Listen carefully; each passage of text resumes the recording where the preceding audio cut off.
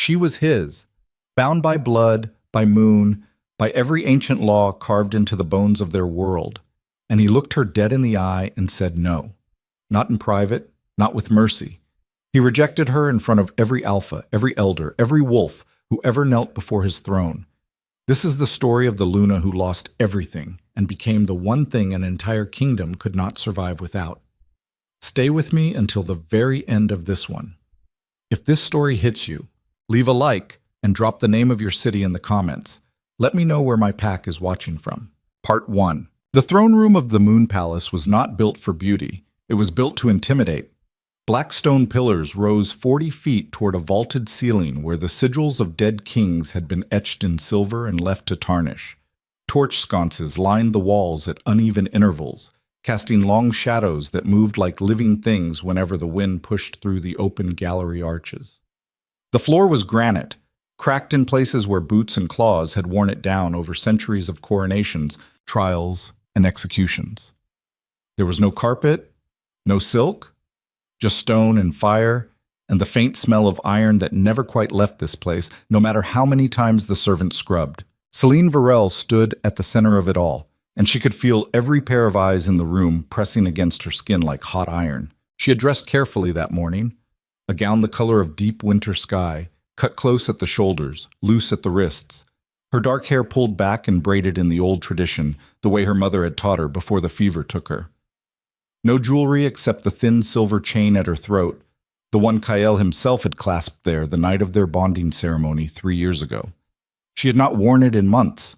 She wore it now because some part of her, some desperate and foolish part, still believed this gathering might end differently than the rumors promised. It would not. King Kael Draven sat on the iron seat at the far end of the hall, elevated on a platform of black marble so that every wolf in attendance had to look up at him. He was 31 years old, broad across the chest, with the kind of hard jawline that looked carved rather than born. His dark hair was cropped military short, and a thin scar bisected his left eyebrow, where an assassin's blade had caught him 6 years ago during the border wars. His eyes were the color of wet slate, cold, unreadable, the kind of eyes that made lesser alphas drop their gaze without knowing why. He was not looking at Celine. He was looking at the parchment in his hand. Around them, the court had arranged itself in the old formation. Alphas of the 7 great packs stood in a half circle behind Celine, their seconds flanking them. The High Elder, Doran Ashvale, occupied the stone bench to the left of the throne, his ancient hands folded over a staff of petrified oak. Advisors, war captains, pack emissaries. Nearly 200 wolves packed into a room designed for ceremony and judgment. The air was thick with body heat, with breath, with the barely contained energy of wolves, who sensed something historic was about to happen and could not decide whether to be thrilled or terrified. Celine kept her hands still at her sides. She could feel her pulse in her fingertips, in the hollow of her throat, behind her eyes. A dull roaring had started somewhere deep in her chest the moment she had entered the hall and seen the way the court parted for her. Not with respect, with distance. The way wolves move away from something wounded. Kael finally looked up from the parchment. He folded it once, twice, and set it on the arm of the iron seat with a deliberateness that made Celine's stomach drop. "Celine," he said. "Not my Luna, not my queen, just her name, stripped of title, stripped of warmth, spoken the way a man speaks a word he has already decided to discard." "My king," she answered. Her voice came out steady. She was proud of that. Later, she would not remember how she managed it.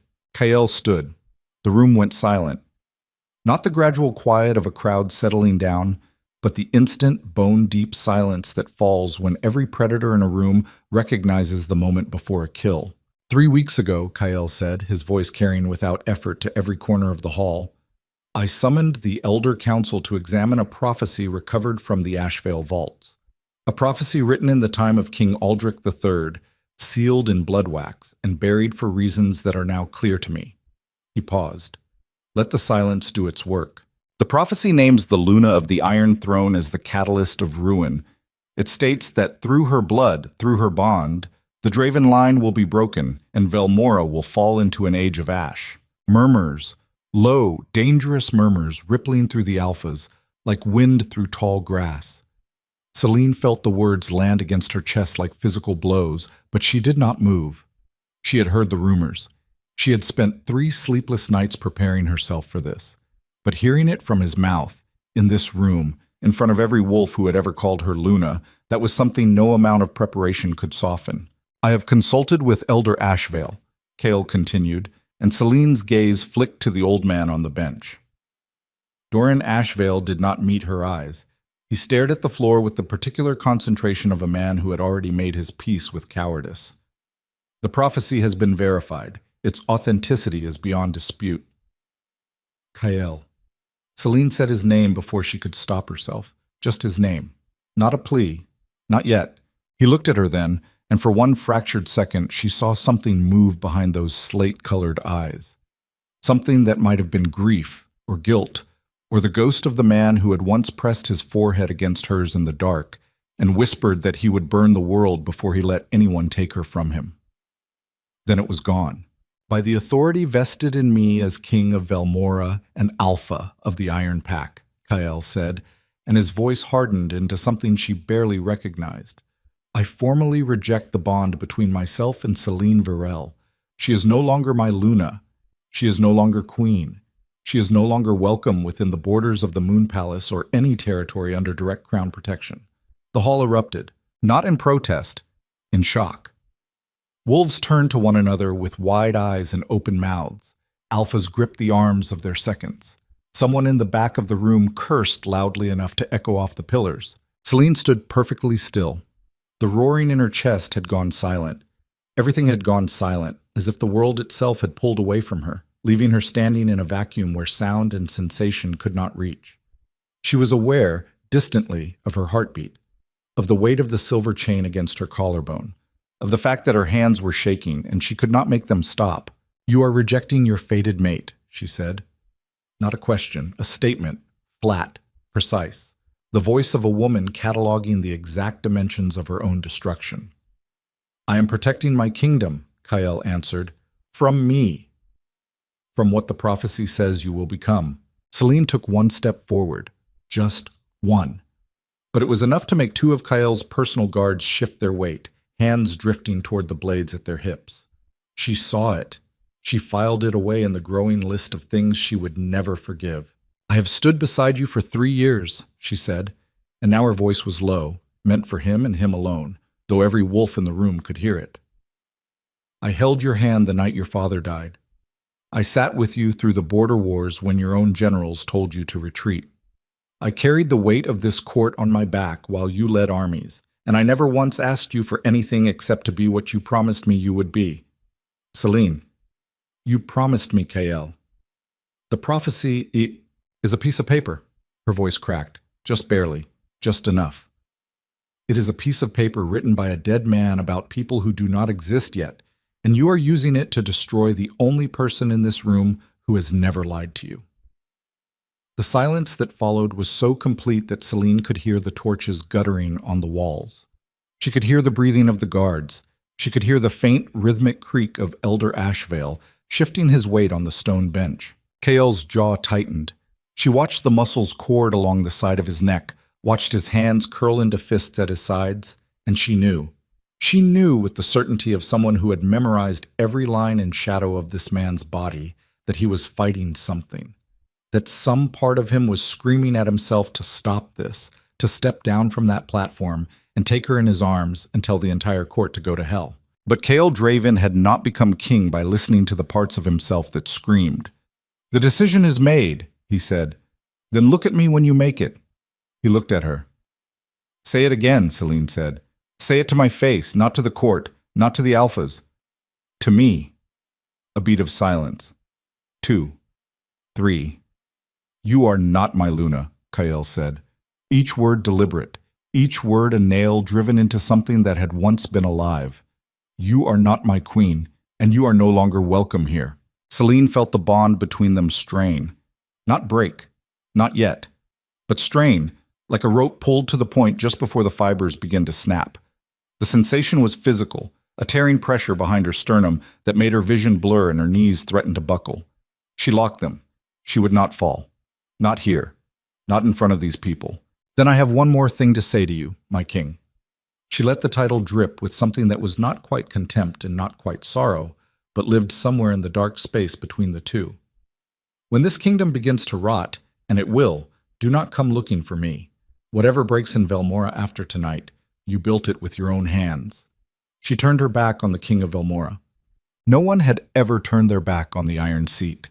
Not in 300 years of Draven rule. The guards reached for their swords.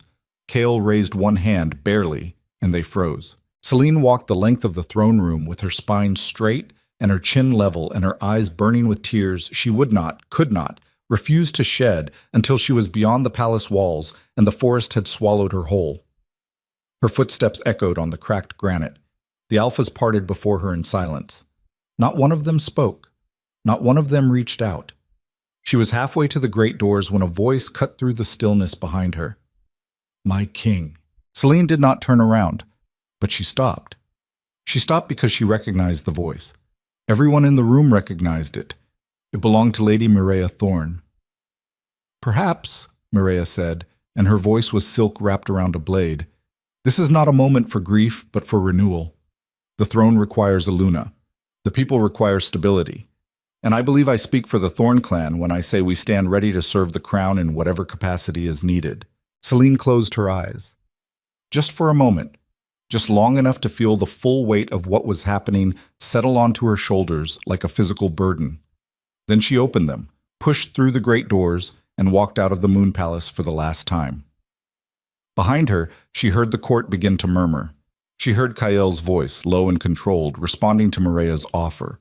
She heard, or imagined she heard, the faint sound of a woman laughing. The night air hit her face like cold water. She stood on the palace steps and breathed it in, great ragged gulps of it, her chest heaving, her hands gripping the stone balustrade so hard that the edges cut into her palms. The moon hung fat and white above the tree line, casting the palace grounds in silver light. Below her, the royal city of Ashenmere spread out in a patchwork of torch-lit streets and dark stone buildings. 10,000 wolves sleeping or eating or arguing or making love. None of them knowing yet that their queen had just been thrown away like something spoiled. A hand touched her shoulder. Selene spun, teeth bared, a growl building in her throat before she could stop it. Easy. Ronan Greymane raised both hands, palms out. He was tall, lean, with the rangy build of a wolf who spent more time running borders than sitting in council halls. His dark red hair was pulled back in a loose knot, and his face carried the weathered look of someone who had spent most of his 30 years outdoors and had the scars to prove it. He was the captain of the Luna's personal guard, or he had been, until approximately 4 minutes ago. Easy, Selene. It is me. You should not be here. Probably not. If they see you with me, then they see me. He dropped his hands. His eyes were steady, serious, with none of the careful political blankness that every other wolf in the palace had mastered. I am walking you to the border. That is not a request. Ronan, you can argue with me in the morning. Right now we need to move. Kael's order gives you until dawn to clear crown territory, and that is not a generous timeline. She stared at him. The tears she had been holding back were pressing against the backs of her eyes with an almost unbearable pressure, and the fact that this man, this stubborn, infuriating man, was standing here offering to throw away his career and possibly his life for her was not helping. Why? She said. Ronan looked at her the way he always looked at her, like she was a problem he had long ago decided was worth solving. Because you are my Luna, he said simply. A piece of paper does not change that. They moved through the city in silence, keeping to the back streets where the torchlight did not reach. Selene had changed into traveling clothes that Ronan had stashed near the servants' gate, dark leather and wool, practical, the kind of thing a woman wears when she expects to be running. Her braid had come loose, and dark hair fell around her face in tangled strands that she did not bother to push back. The silver chain was still at her throat. She had not taken it off. She told herself she would, later. Ashenmere at night was a different animal from Ashenmere during the day. The broad avenues and marketplaces that bustled with commerce and pack politics under the sun became narrow, shadowed corridors after dark, populated by stray dogs, drunken soldiers, and the occasional night vendor selling roasted meat and bitter ale from carts that smelled of grease and wood smoke. Celine moved through it all like a ghost, her hood pulled low, her eyes scanning every alley and doorway with the automatic vigilance of a woman who had just lost every layer of protection she had ever known. "He is a fool," Ronan said quietly as they crossed the bridge of stones over the Ashenmere Canal. The water below was black and sluggish, carrying the city's waste toward the river delta. "You know that. He is the king. Those two things are not mutually exclusive." Celine almost smiled. Almost. "He believes the prophecy. He believes what Ashvale told him to believe. There is a difference." Ronan's jaw tightened. "That old man has been whispering poison into Kael's ear for months. I watched it happen. Every private meeting, every late-night council session, Ashvale was there, dripping fear into him drop by drop. By the time I realized what was happening, Kael had already made up his mind. And Mireia." Ronan was quiet for a long moment. "Mireia was there too." "How long?" "I do not know. Months, maybe. She has been positioning herself since the border wars ended, attending every council session, every military briefing, making herself useful to the war captains, building alliances with the smaller packs. By the time she made her move tonight, she had already done the groundwork. This was not spontaneous, Celine. This was planned." Celine processed this in silence. The betrayal was not a single wound.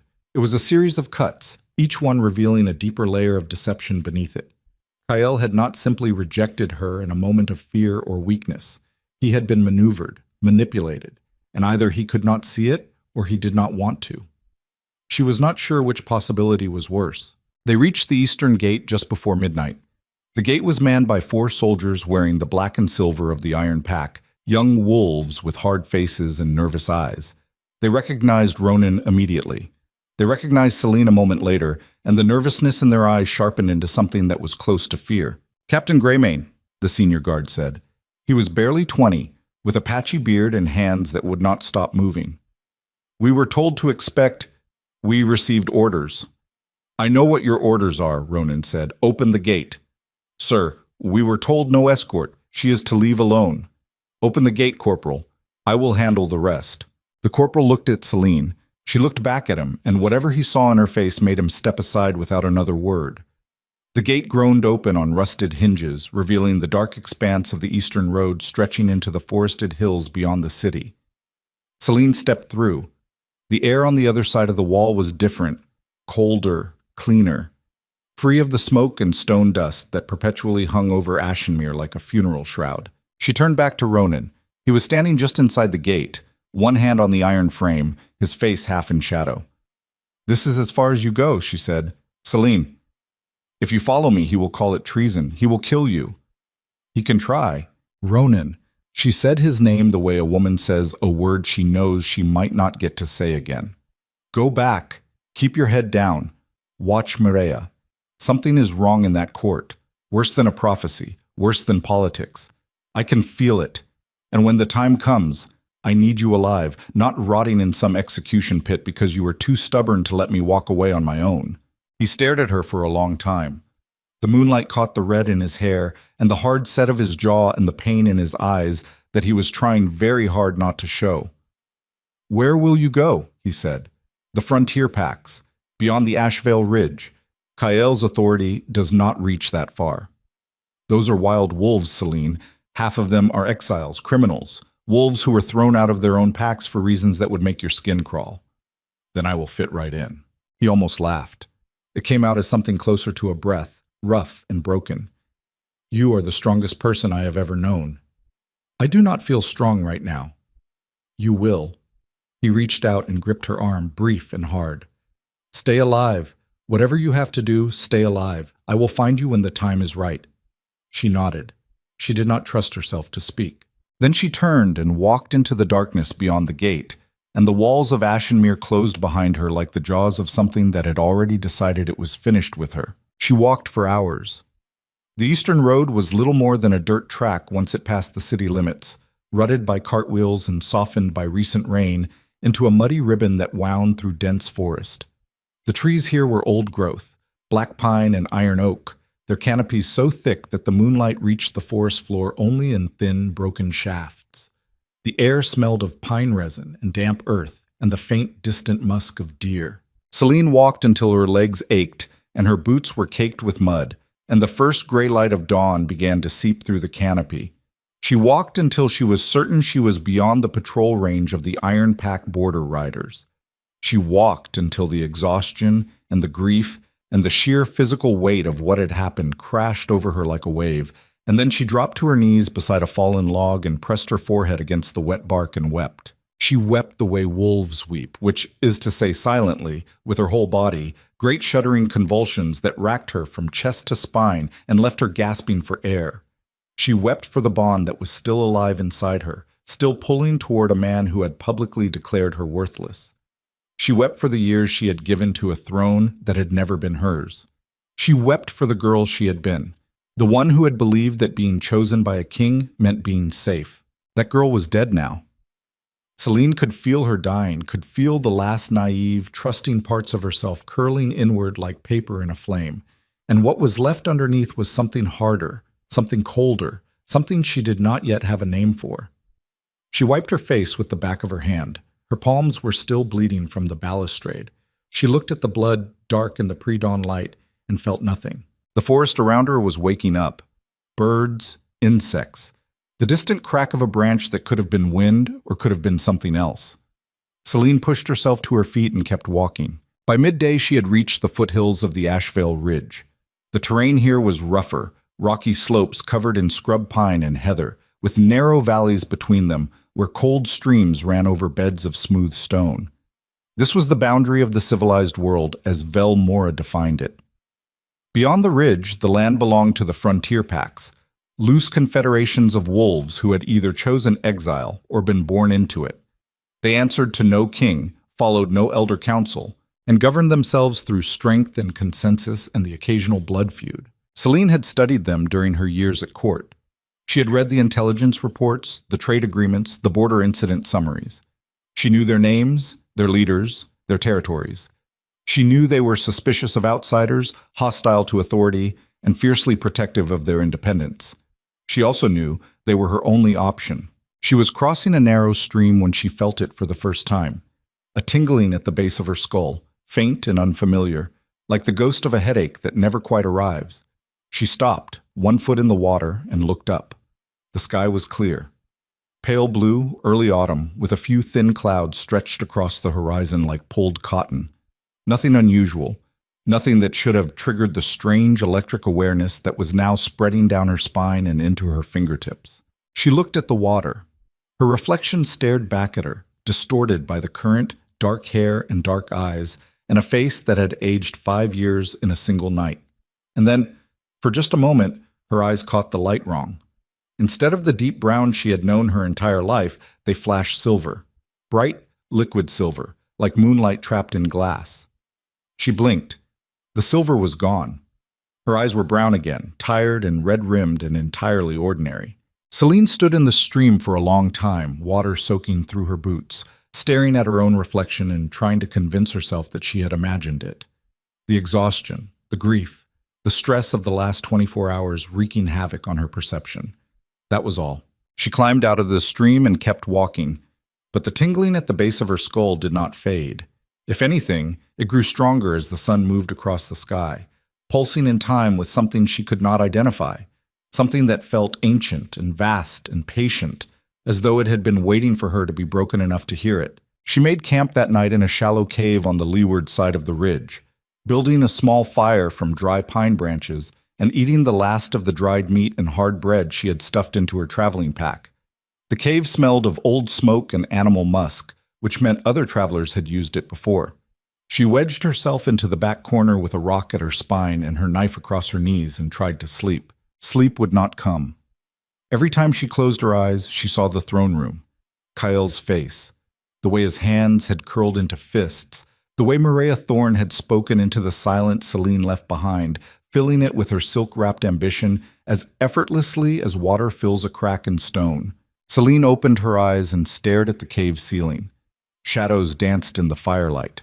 The night sounds of the forest pressed in from outside, crickets and wind, and the occasional distant howl of a wolf that was not part of any pack she knew. "You will survive this," she said to the darkness. Not a promise. An order. Issued to herself by the only authority she had left. The fire crackled, the shadows danced, and somewhere deep inside the Ashvale Ridge, in a territory that no king's map had ever accurately charted, something stirred, something old, something that had been sleeping for a very long time and had just felt, for the first time in centuries, the presence of a bloodline it recognized. Back in Ashenmere, the celebration had already begun. Maria Thorne stood in the Queen's chambers, which were now her chambers, running her fingers along the edge of the vanity table where Celine's things had been cleared away. The servants had been efficient. Every trace of the former Luna had been removed within hours of the rejection. Gowns and books and personal effects boxed and sent to storage, though Mireia suspected most of it would end up burned. Kael would not want reminders. She studied her reflection in the mirror. She was beautiful, and she knew it, not with the quiet, understated grace that Celine had carried, but with a sharper, more deliberate kind of beauty. High cheekbones, fox-colored eyes, hair the shade of dark copper that caught the light like metal. Her features were precise, almost geometric, the face of a woman who had been bred for power the way war horses are bred for battle. A knock at the door. She did not turn from the mirror. Enter. Commander Aldrich Voss stepped into the room and closed the door behind him. He was a thick-necked man in his late 40s, the head of the Thorn clan's military forces and Mireia's most trusted enforcer. His face was a topography of old violence, broken nose, scarred chin, one ear slightly mangled from a fight he claimed to have won, but never discussed in detail. "It is done," he said. She passed through the eastern gate 4 hours ago. Greymane walked her to the wall. "Greymane!" Mireia's eyes narrowed slightly. "That is inconvenient. He went back to the barracks after. He has not spoken to anyone." "He will. Men like Greymane do not simply accept. They brood and then they act. I want him watched. Every movement, every conversation, every letter he sends or receives. And if he becomes a problem." Mireia turned from the mirror. She looked at Voss with the calm, appraising expression of a woman who had been solving problems like this since she was old enough to understand that power was not given, but taken. "Then he stops being a problem," she said, quietly, tragically. "The kind of accident that makes the other soldiers drink to his memory and then forget." Voss nodded. He did not flinch. He had not flinched in 20 years. "What about the king?" he asked. "The king?" Mireia smiled. It was not a warm smile. It was the smile of someone who has spent years setting a trap and has just watched the prey walk into it. "The king is grieving. He will not show it, because he believes showing grief is weakness, but it is there. I felt it when he made the announcement. The bond is not fully severed. It will eat at him, keep him distracted, vulnerable." "You intend to use that?" "I intend to be everything Celine was not, visible, useful, indispensable. Within 3 months, the court will not remember what she looked like. Within 6, they will wonder why she was ever Luna at all." "And the prophecy," Voss said. "The prophecy." Mireia's smile widened by a fraction. "The prophecy was the most expensive forgery I have ever commissioned, worth every coin." The words hung in the air like smoke. Voss stared at her. He had known Mireia Thorne for 15 years, had watched her rise from the daughter of a minor war chief to the most dangerous political mind in Velmora, and he thought nothing she did could surprise him anymore. He was wrong. "You forged the prophecy," he said. "I commissioned its creation. There is a difference.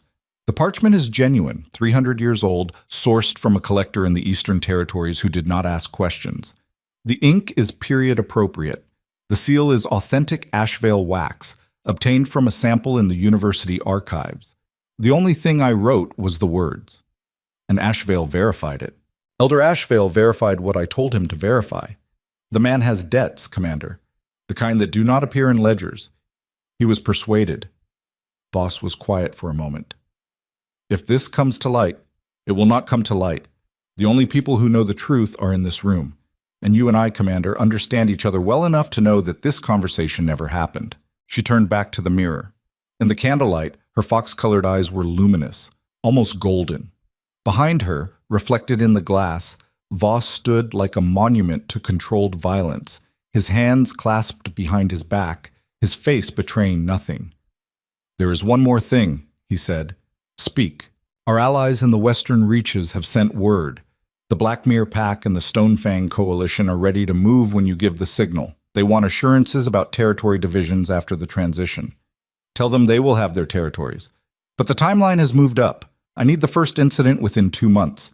Something that rattles the border packs and gives Kyle a reason to deploy his forces away from the capital. A raid, a border skirmish.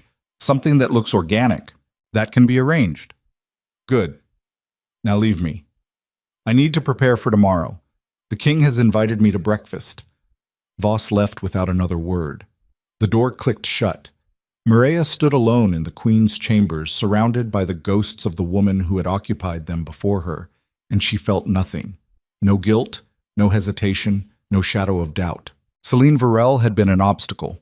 Obstacles were removed. That was the natural order of things, as immutable as gravity, as certain as the fact that the strong devour the weak and call it justice. Maria picked up a brush from the vanity and began to run it through her copper hair, slow, methodical strokes that she had performed every night since she was a child. Her mother had taught her this. Her mother, who had been the second wife of a minor alpha, who had died bitter and poor and forgotten because she had been foolish enough to believe that loyalty was more valuable than ambition. Maria would not make that mistake. The moon outside the window was fat and white, the same moon that was shining down on Celine Varel, somewhere in the wilderness beyond the ridge. Maria glanced at it, briefly, and then drew the curtains closed. She had work to do. On the far side of the Ashvale Ridge, in the shallow cave where the fire had burned down to embers, Celine woke from a sleep she did not remember falling into. She was drenched in sweat, her heart hammering, her hands gripping the knife so tightly that her knuckles had gone white. She had dreamed of the moon, not the ordinary moon that hung in the sky every night like a lantern for wolves. Something else. Something alive. A presence that had pressed itself against her consciousness with a weight and an intelligence that no natural satellite should possess, filling her mind with images she could not parse, voices speaking in a language she almost understood, a cascade of silver light that poured through her like water through a broken dam. And in the dream, just before she woke, she had heard a voice.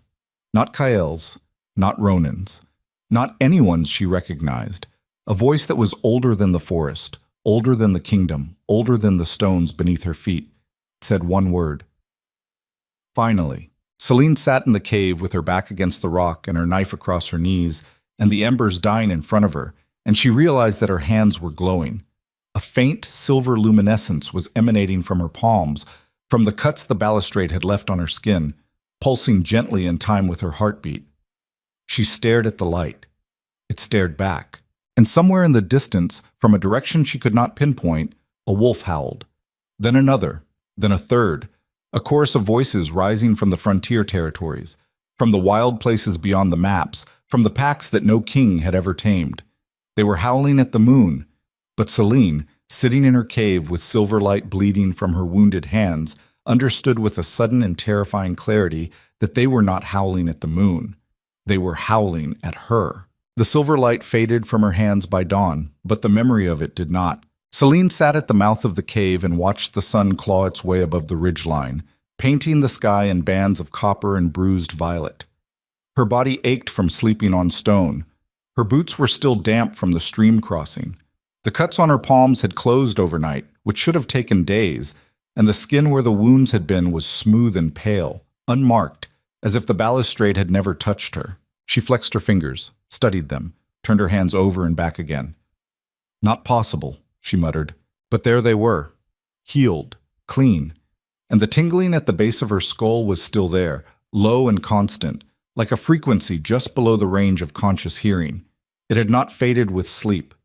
If anything, it had settled deeper, woven itself into the rhythm of her pulse, become part of the architecture of her body in a way that felt less like an intrusion and more like something that had always been there and had simply been waiting for permission to make itself known. She packed what little she had and began the descent down the far side of the ridge. The terrain changed within the first hour.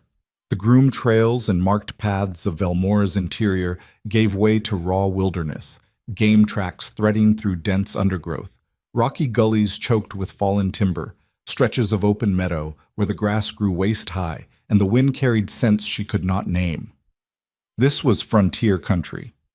unpatrolled, ungoverned, the kind of land that swallowed people who were not paying attention and never gave them back. Celine paid attention. She moved through the forest with the careful, measured stride of a woman who understood that every step into unfamiliar territory was a negotiation between speed and survival. She kept to the tree line where possible, avoiding open ground. She stopped every 100 yards to listen, to scent the air, to catalog the sounds around her and separate the natural from the concerning. A skill she had learned not from the palace or the court, but from her father, a border patrol captain who had died when she was 12, killed by raiders in a skirmish that the official records described as a minor incident, and that Celine remembered as the night the world first showed her its teeth. By midday she had reached the valley floor. A river ran through it, wider and faster than the streams on the ridge, its water dark with tannin from the pine forests upstream. On the far bank, a thin column of smoke rose from behind a line of birch trees. Celine stopped, crouched behind a boulder, watched. The smoke meant a fire. A fire meant people. People in the frontier territories meant one of three things: traders passing through, exiles trying to survive, or wolves who would kill her for her boots. She studied the smoke for 10 minutes. It was thin, controlled, not a signal fire, not a wildfire. A cooking fire, built by someone who knew how to manage it. That suggested experience, discipline, either a trader or an exile who had been out here long enough to learn the basics. She crossed the river at a shallow point where the current broke around a line of submerged stones, water reaching her thighs, cold enough to make her gasp. On the far bank, she wrung out the hem of her coat, checked her knife, and moved toward the smoke. The camp was small. A lean-to shelter built against a rock face, well constructed, with a framework of stripped branches and a covering of layered pine boughs that would shed rain. A fire pit ringed with stones, a rack of drying meat over the coals. And sitting beside the fire, sharpening a blade on a whetstone with slow, deliberate strokes, was a woman. She was perhaps 50, though the frontier aged people in ways that made guessing difficult. Her hair was iron gray, cropped close to her skull. Her face was all angles and weathered skin, with deep-set eyes the color of dark amber, and a mouth that looked like it had forgotten how to smile sometime around the turn of the century. She was lean, wiry, built for endurance rather than power. Her clothes were patched leather and wool, worn soft with use. A bow and quiver leaned against the rock face behind her, and a short axe hung from her belt. She did not look up when Celine stepped into the clearing, but her hand stilled on the whetstone. "You have been following the game trail for the last quarter mile," the woman said. Her voice was low, hoarse, the kind of voice that comes from years of breathing wood smoke and cold air. "You move quiet for someone wearing wet boots, but not quiet enough." Celine stopped at the edge of the clearing, kept her hands visible. "I am not looking for trouble. Nobody out here is looking for trouble. Trouble finds you anyway. That is the whole point of the frontier." The woman resumed sharpening. The rhythmic scrape of metal on stone filled the silence between them. "You are from the interior, Crown territory. I can smell it on you, palace soap and horse leather, and that particular kind of fear that comes from losing something you thought was permanent." "You can smell fear?" "I can smell everything, girl. I've been out here for 22 years. My nose is the only reason I'm still breathing." The woman looked up for the first time. Her amber eyes moved over Celine with the quick, clinical assessment of someone who was accustomed to deciding within seconds whether a stranger was a threat, a resource, or neither. "You are running from something. I'm walking away from something. There is a difference." "Not out here, there is not." The woman set down the whetstone and slid the blade into a sheath at her hip. "Sit down. You look like you're about to fall over. When did you last eat?" "Yesterday." "Sit down." Celine sat. The fire was warm against her face and hands, and the smell of the drying meat made her stomach cramp with a hunger she had been ignoring for hours. The woman handed her a strip of dried venison without comment. Celine ate it in 4 bites and fought the urge to ask for more. "My name is Kira," the woman said. "Kira Ashbourne. Former beta of the Stonewall Pack, former prisoner of the Ashenmere Citadel, current resident of nowhere in particular. Celine." "Just Celine." "Just Celine." Kira studied her. The firelight played across the hard planes of her face, deepening the shadows around her eyes, and the lines bracketing her mouth. "You are lying, or at least leaving out the parts that matter, but that is your business. Out here, nobody asks for a full name unless they are planning to use it against you. She handed Celine another strip of venison. Celine took it, ate it slower this time. Where are you headed? Kira asked. I need to find the frontier packs, somewhere I can stay without being found. Found by who? The Crown. Kira's eyes narrowed, not with suspicion, with interest. Crown does not usually bother chasing people this far out. Too much effort for too little return. You must have done something that got under someone's skin. Something like that. Or someone threw you out and you are too proud to say so. Celine did not answer. She stared at the fire and felt the heat on her face and the cold at her back and the dull, persistent ache of the bond in her chest that would not stop pulling toward a man who had publicly declared her worthless. The nearest pack settlement is 2 days east, Kira said, after a silence that lasted long enough to become comfortable. The Grey March. About 80 wolves, give or take. They run a loose territory along the river basin. Their alpha is a man named Torrin Blackwood. He is hard but fair, which out here means he will only kill you if you give him a reason. Will he take in a stranger? Depends on what the stranger brings to the table. The Grey March does not feed useless mouths. If you can hunt, fight, mend, track, or do anything else that keeps a pack alive through winter, you have a shot. If you show up expecting to be taken care of, they will turn you around and let the forest deal with you. Celine straightened her spine. I can contribute. We will see. Kira picked up the whetstone again, ran her thumb along the edge of the blade she had been sharpening, and nodded, satisfied. I will walk you to the Grey March border. After that, you are on your own. I do not stay with Pax. Pax and I have a disagreement about the value of following orders. Why help me at all? Kira looked at her across the fire. Something in her amber eyes shifted, softened by a degree so small that most people would have missed it entirely. Because 22 years ago, I walked out of that same gate you came through, and nobody helped me. I spent 3 months nearly dying before I figured out how to live out here. Some lessons do not need to be repeated. They set out at first light the next morning. Kira moved through the frontier like water through rock, finding paths where Celine saw only undergrowth, reading the forest with a fluency that came from decades of immersion. She barely spoke. When she did, her words were short, functional, stripped of excess the way her gear was stripped of excess. Nothing carried that did not serve a purpose. Celine watched her and learned. She learned that the moss patterns on certain trees indicated reliable water sources within a quarter mile. She learned that the pitch of birdsong changed when large predators were nearby. She learned that the frontier wolves marked their territorial boundaries not with formal signposts, but with scent markers on specific rock formations, and that crossing one without invitation was considered an act of aggression, punishable by anything from a beating to a killing, depending on the pack's temperament. On the second day, as they climbed a long, gradual slope through a forest of silver birch, Celine felt it again, the tingling at the base of her skull. Stronger this time, more insistent. And with it came something new, a pressure behind her eyes, as if something inside her head was trying to expand beyond the space her skull allotted it. She stumbled, caught herself against a tree trunk, breathed hard through her nose. Kira turned back. What? Nothing. My foot caught a root. Kira looked at the ground. There were no roots. She looked back at Celine with an expression that said she knew exactly how much of that explanation was garbage, but was choosing not to push. They kept walking. But an hour later, when they stopped to refill their water skins at a stream, Celine knelt at the water's edge and saw her reflection again. And again, for just a moment, her eyes flashed silver. This time, Kira saw it too. The older woman went still.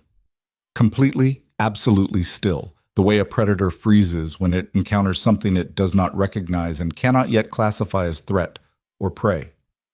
Her hand drifted to the knife at her belt, not drawing it, just touching it, reassuring herself it was there. What was that? Kira said.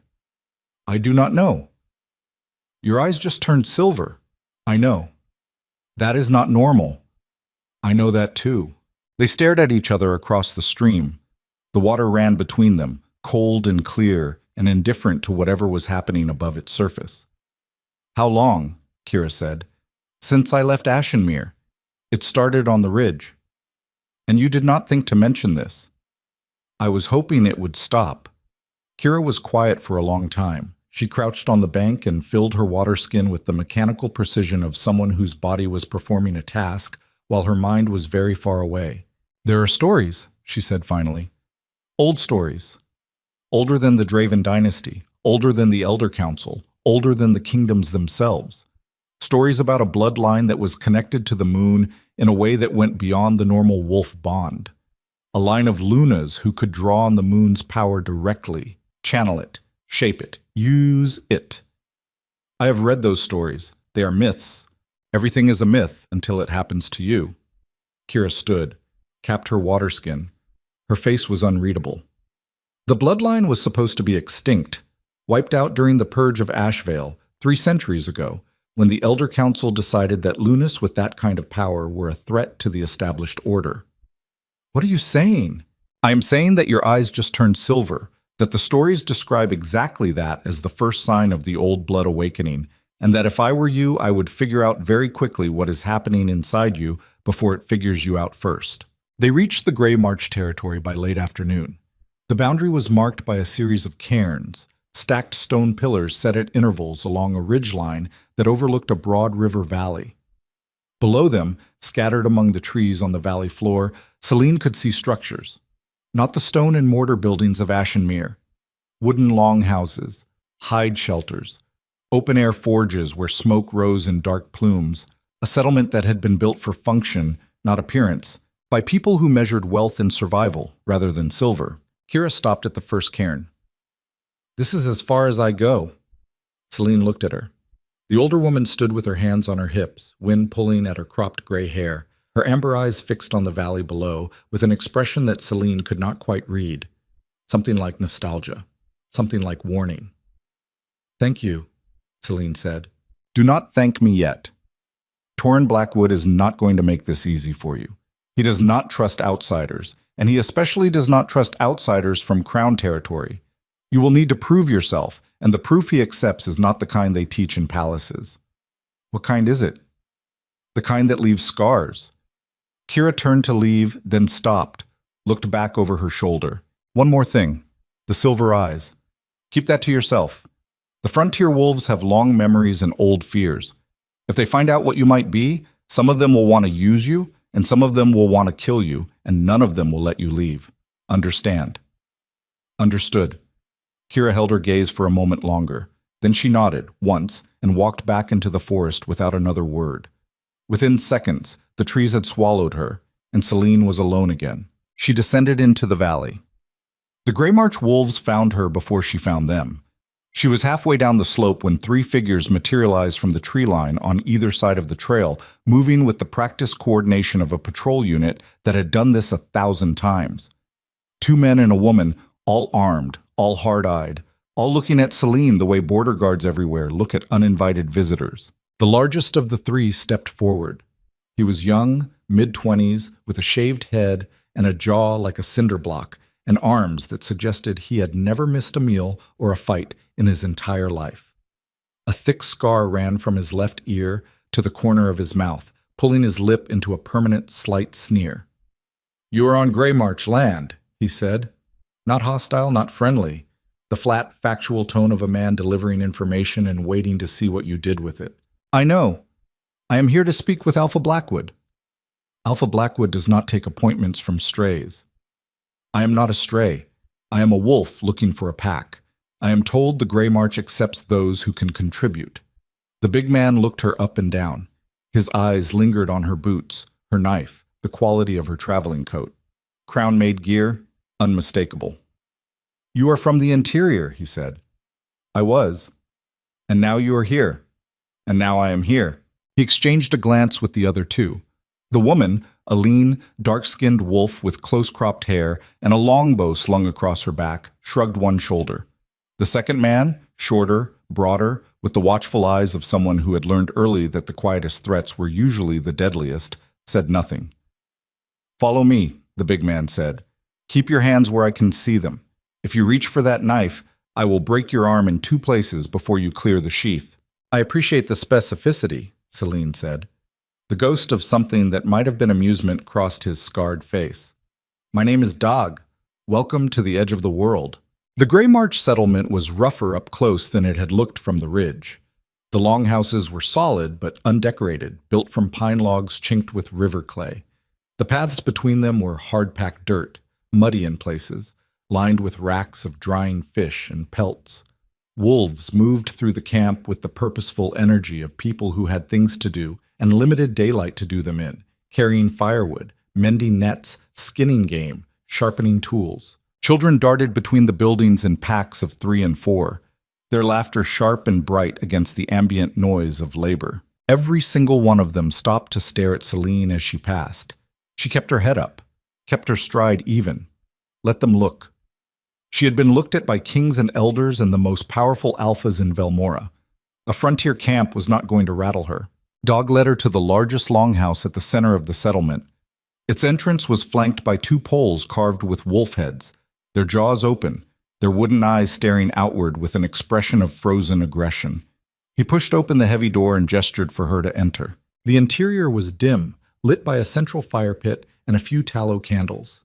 The air smelled of smoke and dried herbs and the particular musk of a dominant wolf's territory. Animal skins covered the floor. Weapons hung from the walls, axes, spears, bows, a collection that was functional rather than ceremonial. At the far end of the room, seated in a chair made from bent oak and stretched hide, was Torin Blackwood. He was older than Celine expected, late 50s, maybe early 60s, though his body had the coiled density of a man who had never stopped training. His hair was white, worn long and loose past his shoulders. His face was dark-skinned and deeply lined, with a broad nose that had been broken more than once, and eyes that were so dark they were nearly black. Those eyes fixed on Celine as she entered, and she felt the weight of them like a physical force, a pressure against her chest that had nothing to do with the tingling at the base of her skull and everything to do with the simple, primal reality of standing in front of an alpha who had survived the frontier for decades by being harder than everything that tried to kill him. "Dag tells me you walked in from the crown side," Torin said. His voice was deep, unhurried, with a roughness that suggested decades of outdoor living. Alone. Yes. That is either brave or stupid. I have not decided which. I have been told there is not much difference out here. There is not. He did not smile. What is your name? Celine. Just Celine. She hesitated. The instinct to hide, to protect herself, to give as little information as possible, was strong. But she was standing in this man's house, asking for his protection, and something about the directness of his gaze told her that lies would not survive long in this room.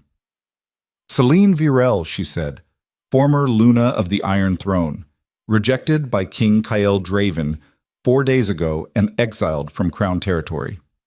The silence that followed was absolute. Every wolf in the room, Dag, 2 other guards by the door, a woman who appeared to be Torin's second, and Torin himself, went completely still. Celine could hear the fire cracking. She could hear the wind outside. She could hear her own heartbeat, steady and deliberate, because she had decided before she opened her mouth that she would not show fear, not because she was not afraid, but because fear was a currency she could no longer afford to spend. Torin leaned forward in his chair. The oak creaked under his weight. "The Luna," he said. "Former Luna. You're telling me that the woman bonded to the king of Velmora, the most powerful alpha in 5 territories, walked into my camp alone and unarmed and announced herself by her real name. I have a knife." "You have a knife." Torin repeated it as if testing the words for hidden meaning. "The queen of Velmora has a knife. I am not the queen of anything. That is the point."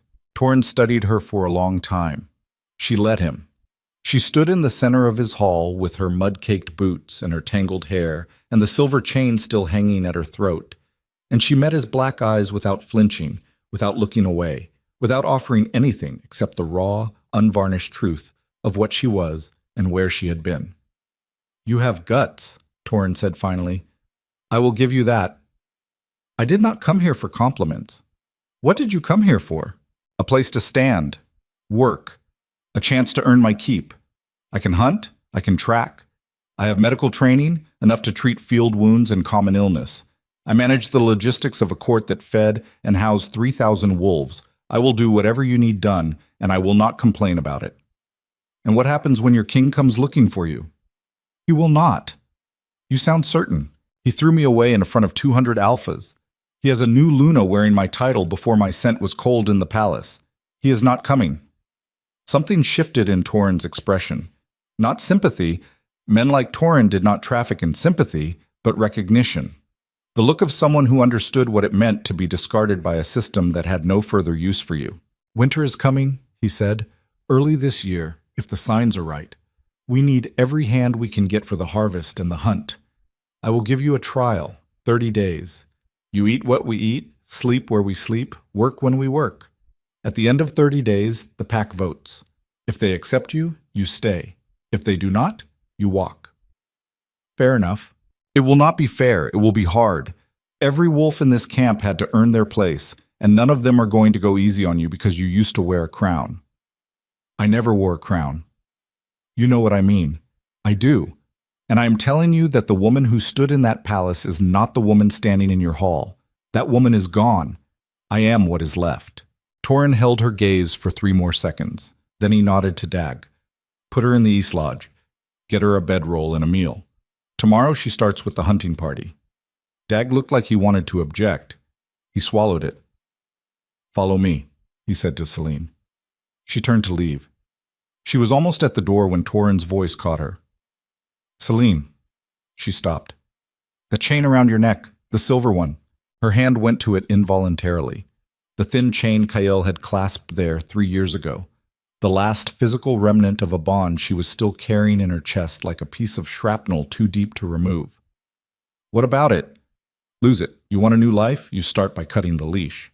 She stood in the doorway with the cold air at her back and the fire at her face and the weight of the chain against her skin, and for a moment the pull in her chest surged so hard it took her breath away. Kael. The bond. The memory of his hands on her shoulders, his forehead against hers, his voice in the dark promising things that turned out to be made of smoke. Celine reached up, unclasped the chain, held it in her palm for 1 heartbeat. 2. Then she closed her fist around it and slipped it into her pocket. Torin watched her. His black eyes gave away nothing. Close enough, he said. For now. 200 miles east, in the Moon Palace, Kael Draven stood alone in the chambers that had once belonged to his Luna and pressed his palms flat against the wall where her mirror had hung. The mirror was gone. Mirea's people had removed it along with everything else. But the wall still held the faint rectangular outline where the frame had blocked years of candle smoke, a ghost of absence that no amount of cleaning would erase. He had not slept since the rejection. 3 days. His body was running on will and the bitter tea his steward kept bringing at intervals, dark, acrid, enough caffeine to keep a horse standing. His hands were shaking with a fine tremor he could not control. The bond in his chest was a raw, open wound that pulsed with every heartbeat, sending waves of something that was not quite pain and not quite grief, but lived in the same neighborhood as both. He had done the right thing. He was certain of that. The prophecy was clear. Ashvale had confirmed it. The Luna of the Iron Throne would bring ruin to the Draven bloodline. Every king before him who had ignored a prophecy had paid for it in blood and territory and the screams of wolves who trusted him to keep them safe. Kael could not afford sentimentality. A king who chose his heart over his people was not a king at all. He was a liability wearing a crown. So he had cut her loose, cleanly, publicly, without hesitation. The way his father had taught him to make hard decisions, fast and final, no room for second guessing, because doubt was a crack in the foundation and cracks spread. Then why could he not stop standing in her empty room? A knock at the door. Kael pulled his hands from the wall and straightened his spine. Enter. It was Mireia. She moved into the room with the fluid grace of a woman who was acutely aware of every line her body made in space. She had changed into a deep green gown that complemented the copper in her hair, and she carried a goblet of wine in each hand. You have been in here for an hour, she said. The steward is concerned. The steward should mind his own duties. He is minding them. You are his duty. She extended one of the goblets. Drink. You look terrible. Kael took the wine. Did not drink it. What do you want, Mireia? To discuss tomorrow's council session, Alpha Rennick of the Ashford Pack has requested an audience regarding Border Patrol reassignments, and there are dispatches from the Western Reaches that require your attention. Fine. Tomorrow. Also. She paused. The pause was calculated, a beat of silence designed to make the next words land with more weight. I have been thinking about the Luna ceremony. What about it? It has been 4 days. The court is watching. The longer we wait to formalize my position, the more time the rumor mills have to spin. Some alphas are already questioning whether the rejection was legal under the old compact. A formal Luna ceremony would settle the matter. Kael looked at her. Maria held his gaze with the serene confidence of a woman who had never doubted her right to be exactly where she was. Her fox-colored eyes were warm, steady, inviting. Everything about her projected competence, ambition, availability. She was offering herself as the solution to a problem he had created, and she was doing it with a smoothness that should have been reassuring. Instead, it made something in his gut tighten. Not yet, he said. Kael. I said, not yet. A flash of something behind her eyes. Irritation. Impatience. Gone before it fully formed, replaced by the mask of understanding concern she wore like armor. Of course, there is no rush. I simply wanted you to know that I am ready whenever you are. She placed her hand on his arm. Her fingers were warm through the fabric of his sleeve. The touch was deliberate, intimate without being aggressive, a gesture that said, I am here, and I am patient, and I am everything you need. Kael felt nothing, not warmth, not comfort, not the electric pull that had once shot through him every time Celine so much as walked into a room. Maria's touch was pleasant the way a warm bath was pleasant, technically agreeable, functionally satisfying, and utterly devoid of the thing that made the difference between going through the motions and actually being alive. Leave me, he said. Maria withdrew her hand, the mask held. Good night, my king. She left. The door closed. Kael stood in the empty room with the wine he had not touched, and the ghost outline on the wall and the bond in his chest pulling toward a woman who was somewhere in the darkness beyond the eastern gate, getting farther away with every breath. He set the wine down on the vanity, pressed his palms against the wall again, closed his eyes. I did the right thing, he said to the empty room. The room did not answer. In the hallway outside, Maria Thorne walked toward her own chambers with measured steps and a face that betrayed nothing. She passed 2 guards, a servant carrying fresh linens, and the night steward, acknowledging each with a nod that was perfectly calibrated to project authority without overstepping. She was not yet Luna in name. She would be. But timing was everything, and Maria had not gotten this far by being impatient. She entered her chambers, closed the door, locked it. Commander Voss was waiting in the chair by the window, half concealed by the curtain. He stood when she entered. Well, he said. He is resisting. The bond is still active. He will not move forward with the ceremony until it fades. How long? A rejected bond can take weeks to sever completely, sometimes months, depending on the strength of the original connection, and theirs was strong. The last 2 words came out with a sharpness that was not quite jealousy and not quite contempt, but was close enough to both that Voss noticed. That is a problem, he said. It is a delay, not a problem. The ceremony will happen. Kael needs legitimacy, and I am the only viable candidate. He knows that. He just needs time to convince himself that choosing me is his idea rather than mine.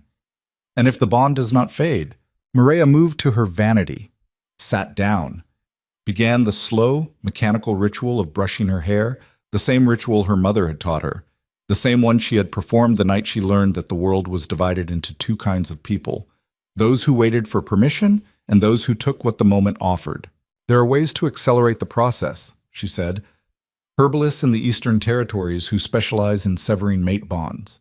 It requires a specific compound, administered gradually, undetectable in food or drink. Voss stared at her. You are talking about poisoning the king.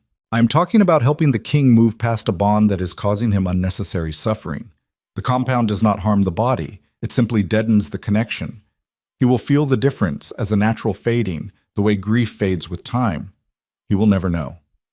And if he finds out, he will not find out, because you are going to source the compound personally, from a supplier who does not ask questions and does not keep records, and you are going to deliver it to the kitchen steward with instructions to add 3 drops to the king's evening tea, nightly, for 4 weeks. The fire crackled in the hearth. Outside the window, the moon hung fat and white above Ashenmere, the same moon that was shining down on Selene in the Grey March Valley, the same moon that had once bound a king to his queen in a ceremony that was supposed to be permanent. Voss looked at the woman in front of him. She sat straight-backed at her vanity, her copper hair falling in smooth sheets around her shoulders, her fox-colored eyes meeting his in the mirror with a calm that bordered on clinical. She was not asking. She was informing. "This is how kingdoms change hands," Mireia said. "Not with armies, not with declarations, with patience and precision and the willingness to do what everyone else is too sentimental to consider." She set down the brush. "Source the compound, Commander. We have a schedule to keep."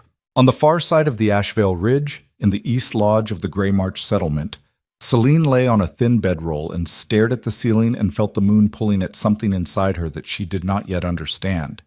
The tingling at the base of her skull had intensified over the last hour, spreading down her spine and into her hands and feet, a low electric hum that made her skin feel too tight, and her bones feel too dense, and the air in her lungs feel too thin. She held up her hand in the darkness, watched the faint silver glow kindle beneath her skin, stronger than before, brighter, pulsing in rhythm with a heartbeat that did not feel entirely like her own.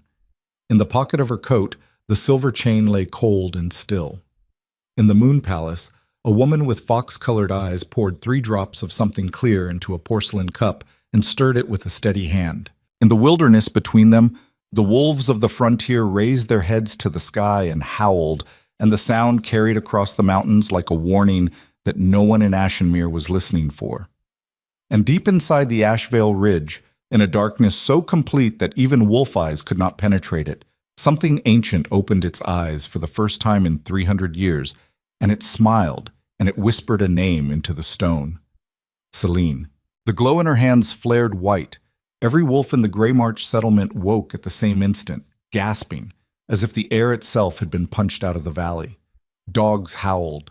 Horses screamed in their pens. Children cried out in the darkness. And Selene Varel sat up on her bedroll with silver fire pouring from her eyes and her mouth open in a silent scream, because something vast and old and terrifyingly alive had just reached across 3 centuries of silence and wrapped itself around her soul like a fist, and the woman she had been 5 seconds ago no longer existed. Whatever she was becoming, there was no going back. The silver fire lasted 11 seconds. Selene counted them later, when she could think again, when her hands had stopped shaking and the screaming in her skull had faded to something that resembled silence, but was not quite silence. More like the hum a struck bell makes long after the impact, a vibration felt in the teeth and the bones rather than heard. 11 seconds.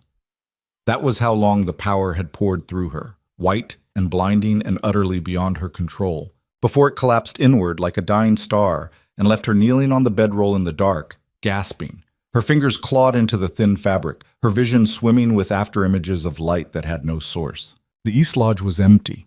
The 3 other wolves who had been sleeping there had fled. She could hear them outside, voices raised, sharp with fear and confusion. She could hear the entire settlement stirring, doors slamming, children crying, the deep commanding bark of someone, probably dog, trying to restore order. Selene sat back on her heels. Her breath came in ragged pulls. Her body felt strange, not damaged, but recalibrated, as though every cell had been taken apart and reassembled in a slightly different configuration. The tingling at the base of her skull was gone. In its place was something else entirely, a presence, not hostile, not friendly, simply there, vast and patient and ancient, settled into the architecture of her consciousness, like a tenant who had moved in while she was sleeping and had no intention of leaving. She looked down at her hands. They were trembling. The faint silver luminescence that had been building for days was gone too, absorbed back into her skin, but she could feel it underneath, coiled and waiting. A reservoir of something she could not name pooled behind her sternum like a second heartbeat. The door to the East Lodge banged open. Torn blackwood filled the frame, silhouetted by torchlight from outside. Behind him, Selene could see at least a dozen wolves crowded in the muddy path, their faces pale, their eyes wide. Dag stood at Torin's shoulder with his hand on the axe at his belt, and an expression that was trying very hard to be professional anger and was not entirely succeeding at hiding the fear underneath. "What," Torin said, "was that?" Celine looked up at him. Her eyes were brown again. She was almost sure of that. She did not feel the burning pressure behind them that had accompanied the silver flare. But Torin was staring at her the way a man stares at a loaded weapon he just found on his floor, and she knew that whatever had happened, whatever the settlement had felt or seen or sensed, it was already too late to pretend it was nothing. "I do not know," she said. "You do not know." "No." My entire camp just woke up like someone drove a spike through their skulls. Every wolf within a quarter-mile felt something. The horses are still screaming, and you do not know. Alpha Blackwood. She got to her feet, slowly, deliberately, meeting his black eyes with a steadiness she did not entirely feel. "If I knew what that was, I would tell you. I have been experiencing something since I left Ashenmere. A feeling, a pressure. It has been building. Tonight it broke through. I do not understand it, and I cannot control it." Torin stepped into the lodge. The torchlight from outside threw his shadow long across the floor. He was close enough now that Celine could smell him, wood smoke and iron and the sharp musk of an alpha whose territory instincts had been triggered. Every line of his body said threat assessment. Every muscle was coiled. "Dag," he said without turning around. "Alpha. Clear the lodge. Post guards at both exits. Nobody comes in or out without my word." Dag hesitated. 1 second, 2. Then he pulled the door shut from outside, and Celine heard the heavy thud of a bar dropping into place. They were alone. Torin pulled a stool from the corner and sat down on it, facing her, close enough that their knees almost touched. He planted his elbows on his thighs and leaned forward and looked at her with the focused intensity of a man who had survived 6 decades in the wildest territory in Velmora by never, not once, ignoring a threat he did not understand. "Talk," he said. Celine talked. She told him about the ridge, the tingling, the silver flash in her reflection at the stream, the healing of her palms overnight, the dream in the cave, the voice, the word it had spoken. She told him about Kira's stories, the old bloodline, the Lunas who could channel the moon's power, the purge that was supposed to have destroyed them 3 centuries ago. She told him everything except the depth of the grief that she suspected had triggered it, the raw, open wound of Kael's rejection that had cracked something inside her and let whatever this was come flooding in. That she kept for herself, not because it was a secret, but because it was the last private thing she had left, and she would not hand it to a man she had known for less than a day, no matter how much authority he held. Torin listened without interrupting. His dark face was unreadable. When she finished, the silence stretched for nearly a minute, broken only by the muffled sounds of the settlement outside and the occasional nervous whinny from the horse pens. "The old blood," he said finally. "That is what Kira called it." "Kira Ashbourne told you this?" "You know her. Everybody in the frontier knows Kira. She has been wandering these territories longer than most of my wolves have been alive. She is paranoid, antisocial, and she trusts approximately no one." He paused. "She is also almost never wrong." He stood, walked to the far wall of the lodge, stood with his back to her for a moment, one hand flat against the rough pine logs, his white hair hanging loose between his shoulder blades. When he turned back, his expression had changed, not softened, shifted. The threat assessment was still there, but alongside it was something else. Calculation. The particular intensity of a leader who has just realized that the situation in front of him is not the situation he prepared for. 300 years ago, Torin said, the Elder Council ordered the extermination of every Luna who carried the old blood. They called it the Purge of Ashvale. The official story is that it was a mercy, a necessary culling to prevent unstable power from threatening the kingdom. The real story, the one the elders never put in their records, is that the old blood Lunas were too powerful. They could not be controlled. They answered to the moon before they answered to any alpha, and the council decided that any power they could not leash was a power they needed to destroy. How do you know this? Because my grandmother was one of them. The words landed like stones dropped into still water. Celine stared at him. She survived the purge, Torin continued. Barely. She was 14 years old.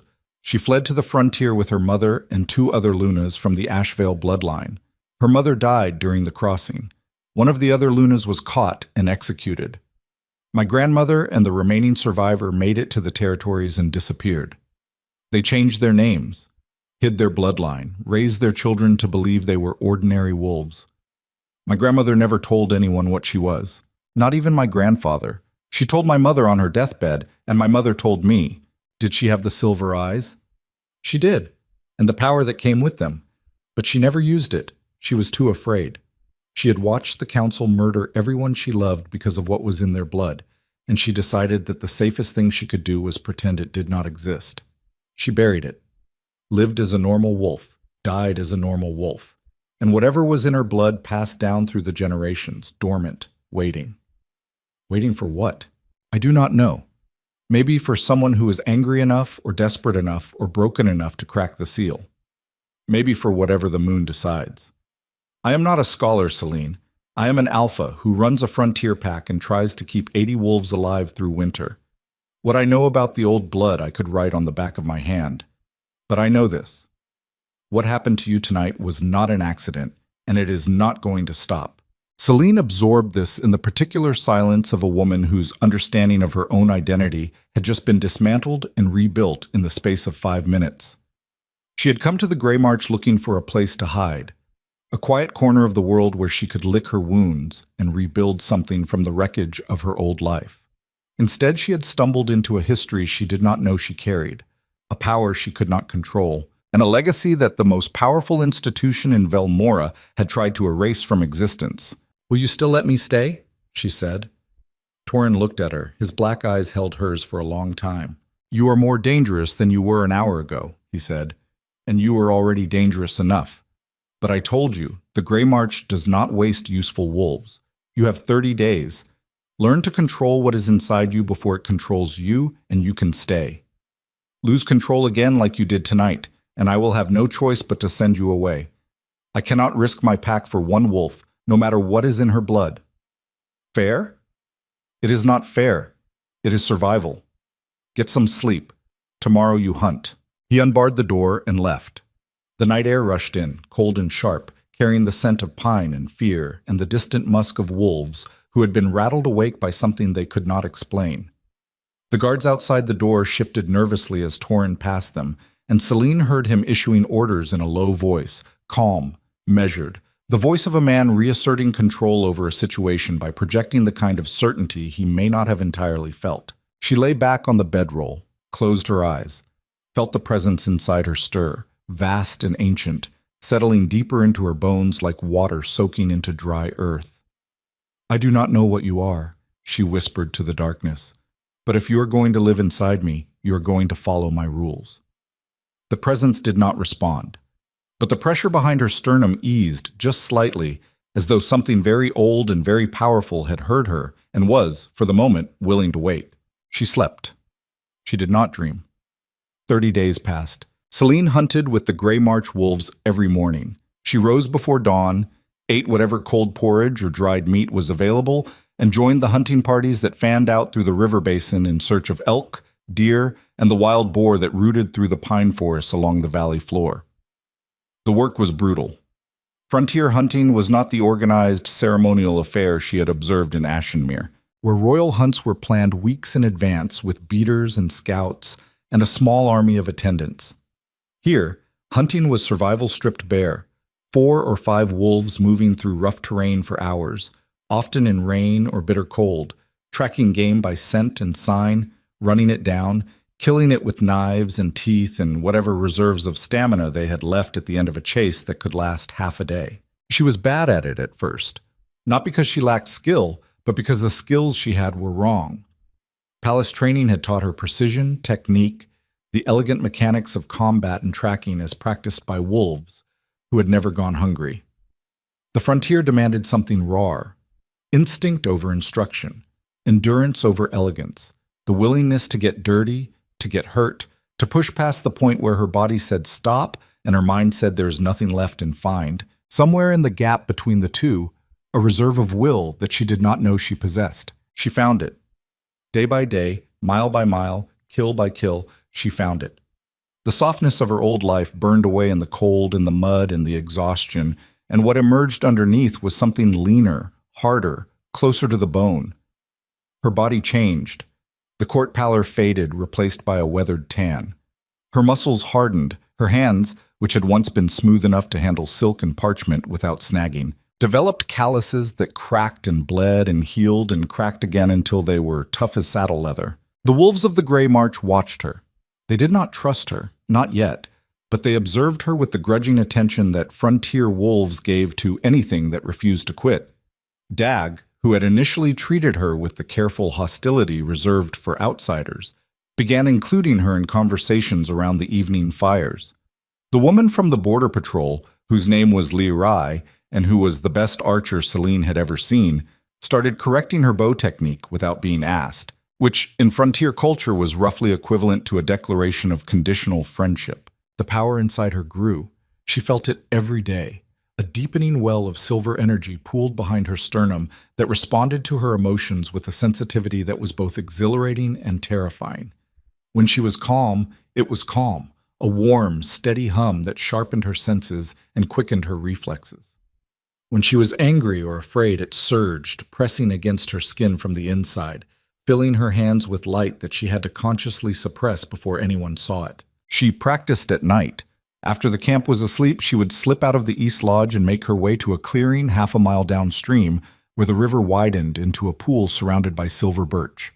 There, in the dark, with only the moon for witness, she would open her hands and let the power flow. At first it was chaotic, light without direction, energy without form, a flood that overwhelmed her the moment she stopped trying to contain it. She blacked out twice during the first week, waking on the riverbank with silver fading from her skin, and no memory of how long she had been unconscious. But she kept at it, night after night, the way she had kept at the hunting, with a stubbornness that was less about courage and more about the simple, desperate refusal to be helpless. By the end of the second week, she could call the light without losing consciousness. By the end of the third, she could shape it, condensing it into her palms, directing it outward in controlled pulses that left scorch marks on the birch trunks and made the water in the pool ripple as if something massive had moved beneath its surface. The power was not fire. It was not lightning.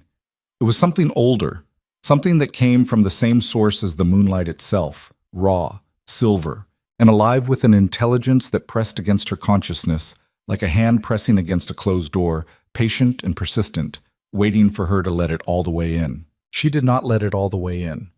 Not yet. She could feel what waited on the other side of that door, a vastness that would obliterate the boundaries of her individual self, the way a river obliterates a sandcastle, and she was not ready for that. She might never be ready for that. But she held the door open a crack, and what came through the crack was enough to transform her from a discarded queen into something that the frontier had not seen in 300 years. On the 28th day, 2 days before her trial ended, a rider came. The horse was lathered and trembling, pushed to the edge of its endurance. The rider was not much better, a young wolf in the black and silver uniform of the Iron Pack, his face gray with exhaustion, his left arm hanging at an angle that suggested it was broken. He came down the valley road at a dead gallop and nearly fell from the saddle when Dag and 2 other guards intercepted him at the eastern boundary cairns. They brought him to Torrin's longhouse. Celine was already there, having been summoned from the hunting party by a runner who told her only that something had happened and the Alpha wanted her present. She arrived to find the rider seated by the central fire, drinking water in great shuddering gulps, while a Grey March healer set his broken arm with strips of boiled leather and a wooden splint. Torrin stood over him, arms crossed, his face carved from granite. "Say it again," Torrin said. "Slowly." The rider set down the water skin. He was young, early 20s, with the hollow eyes of someone who had ridden for days without sleep. When he spoke, his voice cracked. "Ashenmere is falling apart. The new Luna, Lady Thorn, she has been executing the old guard. Anyone loyal to the former queen. Captain Greymane was arrested 3 weeks ago on charges of treason. They are holding him in the citadel." Celine felt the words hit her chest like a fist. Ronan. Arrested. She kept her face still, but the power behind her sternum surged, a white-hot spike of rage and fear that she had to physically clench down on to prevent it from manifesting. "What treason?" Torrin said. "They say he was feeding intelligence to enemy packs. passing along patrol routes, garrison strengths, weaknesses in the border defenses. It is a lie. Everyone knows it is a lie. But Lady Thorne controls the court now, and the king does nothing. He barely speaks at council. He barely leaves his chambers. There are rumors that he is ill or drugged or under some kind of influence. The dispatches from the western reaches have stopped. 2 border garrisons have been pulled back without explanation. Alpha Rennick of the Ashford Pack tried to raise the issue at council and was stripped of his title the same day. Stripped by who? By order of the Luna. Thorne has been issuing decrees under the royal seal. She claims the king has delegated authority while he recovers from a minor illness. But nobody has seen the delegation order, and the wolves who have been promoted to replace the old commanders are all Thorne loyalists. Every single one. The fire cracked. Torrhen's jaw worked.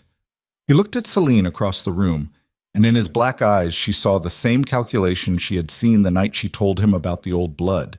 The look of a leader whose situation had just changed fundamentally and who was recalibrating every plan he had in real time. "There is more," the writer said.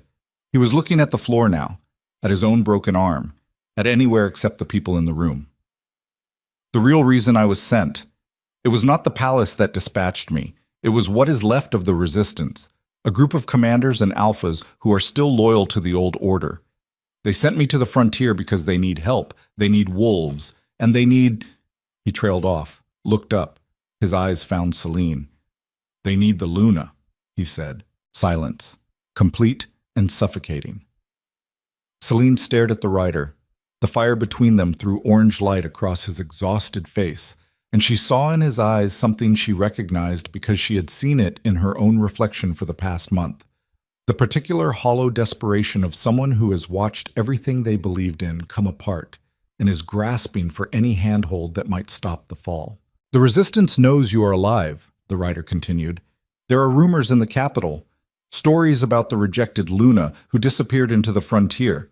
Some people say you are dead, some say you fled to the eastern territories. But the wolves who are loyal to you, the ones who are still alive, they believe you are out here, and they sent me to find you." "What is your name?" Celine said. Kaelin Marsh. I was a lieutenant in the 3rd Border Company.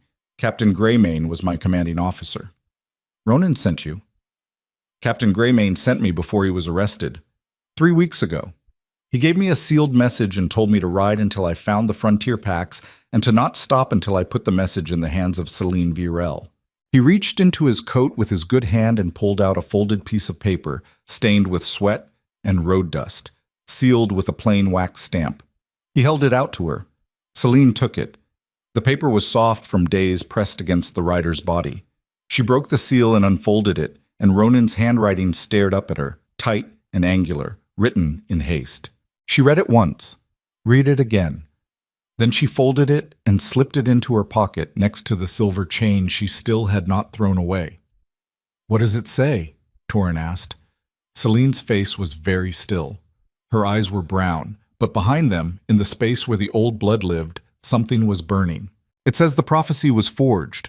Mireia Thorne commissioned it. The parchment, the seal, the verification, all fabricated. Elder Ashvale was bribed. The entire rejection was engineered to remove me from the throne so that Mireia could take my place." The words fell into the room like stones into deep water. Torrhen did not move, did not blink. The only sign that he had heard her was a slight flaring of his nostrils and a tightening of the tendons in his neck. "It says Mireia is working with enemy clans," Selena continued. Her voice was flat, controlled, the voice of a woman reading a casualty report rather than the document that proved her entire life had been destroyed by design. "The Blackmere Pack and the Stonefang Coalition. They are planning a coordinated attack on Velmora from the west, while Mireia dismantles the kingdom's defenses from inside. The border garrisons being pulled back, the loyalist commanders being replaced, the intelligence networks being shut down. All of it is preparation. She is opening the gates." "A coup," Torrhen said. "A conquest, dressed as a coup." "And KL." Celine's jaw tightened. She felt the name hit the raw wound in her chest the way a finger hits a bruise, precise and unavoidable. "Ronan believes Kael is being drugged. something administered in his food or drink that is suppressing the mate bond and clouding his judgment. He has become passive, withdrawn, incapable of the kind of decisive action that defined his leadership during the border wars. The court believes he is grieving. The truth is, he is being chemically dismantled. He rejected you because of a forged prophecy, Torin said. He said it the way a man says a thing he needs to hear out loud in order to fully comprehend it. And the woman who forged it is now poisoning him and selling his kingdom to his enemies. Yes, the fire cracked, a log shifted, sparks rose toward the smoke hole in the ceiling and vanished into the dark. What are you going to do? Torin said. Celine stood at the edge of the fire pit and felt 30 days of frontier living in her aching muscles and calloused hands and wind-burned skin. She felt the old blood coiled behind her sternum, silver and immense, waiting. She felt the ghost of the bond still pulling in her chest, weaker now, but not gone. A thread stretched across 200 miles of wilderness, connecting her to a man who had thrown her away because a woman with copper hair and a forger's contacts had told him she was a curse. She thought about Ronan, chained in the citadel, arrested for treason because he had been loyal to the wrong Luna. She thought about Ashenmere, the throne room where she had been humiliated, the great doors she had walked through for the last time, the sound of Mirea's voice filling the silence she left behind. She thought about the girl she had been, the one who had believed that being chosen by a king meant being safe. That girl was dead. Celine had killed her herself, deliberately, methodically, over 30 days of cold mornings and hard labor and silver fire in the dark. She had burned away the softness and the trust and the desperate need to belong to someone else's story, and what was left was not a queen and not a Luna and not a woman defined by the man who had rejected her. What was left was something the kingdom had not seen in 300 years. Celine, Torin said. She looked at him. Her eyes were brown. Then they were silver. The shift was instantaneous, total. A flash of liquid light that turned her irises into mirrors, reflecting the firelight back at every wolf in the room with a luminescence that made the air itself seem to vibrate. Dag stepped back. His hand went to his axe. Kalen, the rider, stared with his mouth open. Torin Blackwood did not move. He looked at her silver eyes, and he saw his grandmother's face, the face of a woman who had spent her entire life hiding what she was, and he understood with a clarity that struck him like a physical blow that the hiding was over. "I am going back," Celine said. The silver light in her eyes was steady now, controlled, not the wild flare of the first night, but a focused burn. A lamp lit with intention rather than accident. Not for Kael, not for the throne. I'm going back because a woman engineered the destruction of my life to steal a kingdom, and the man I trusted to protect me handed me over because he was too afraid to question a piece of paper. And the people who were loyal to me, the people who did not turn their backs, are being arrested and executed while the wolves in power look the other way.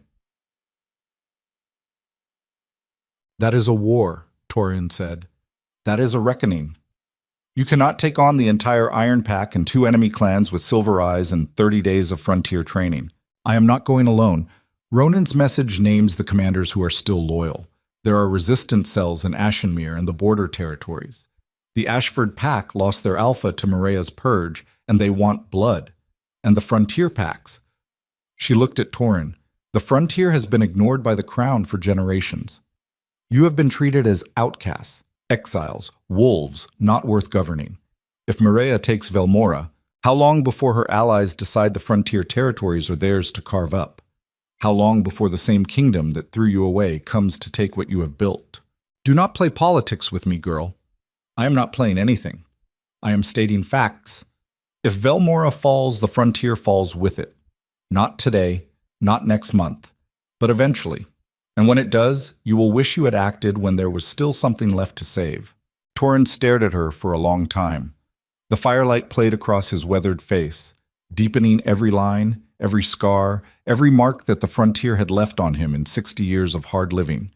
He was a man who had built a life on the principle that the best way to survive the cruelty of the powerful was to stay as far from it as possible.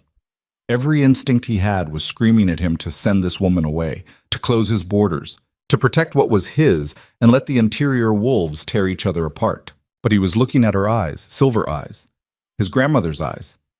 And he was thinking about an old woman on her deathbed, whispering to her daughter that she was sorry. Sorry for hiding, sorry for being afraid, sorry that she had chosen survival over the truth of what she was, and that the cost of that choice had been a lifetime of living as less than she could have been. "If I commit my wolves to this," Torin said, and his voice was low, careful, the voice of a man stepping onto ice he is not sure will hold. "It is not for the crown, not for the king who threw you out, and not for whatever this reckoning of yours turns into. It is for the Grey March, for the frontier. You want my wolves, you give me your word that when this is over, the frontier packs get a seat at whatever table replaces the old one. Real representation, real voice. Not the scraps the crown has been tossing us for a century. You have my word. Your word and a silver coin will buy me a warm meal. I need more than that. Then you will have it in writing, witnessed by every alpha who joins this coalition, sealed in blood if that is what it takes. The frontier will have its voice, Torin. I swear it on the blood that is waking up inside me." He held her gaze. Silver meeting black. The fire cracked between them. Outside, the wind moved through the valley with a low moan that sounded almost like language, almost like a voice speaking from a very long distance. "Dag," Torin said. "Alpha. Call a full assembly. Every wolf of fighting age.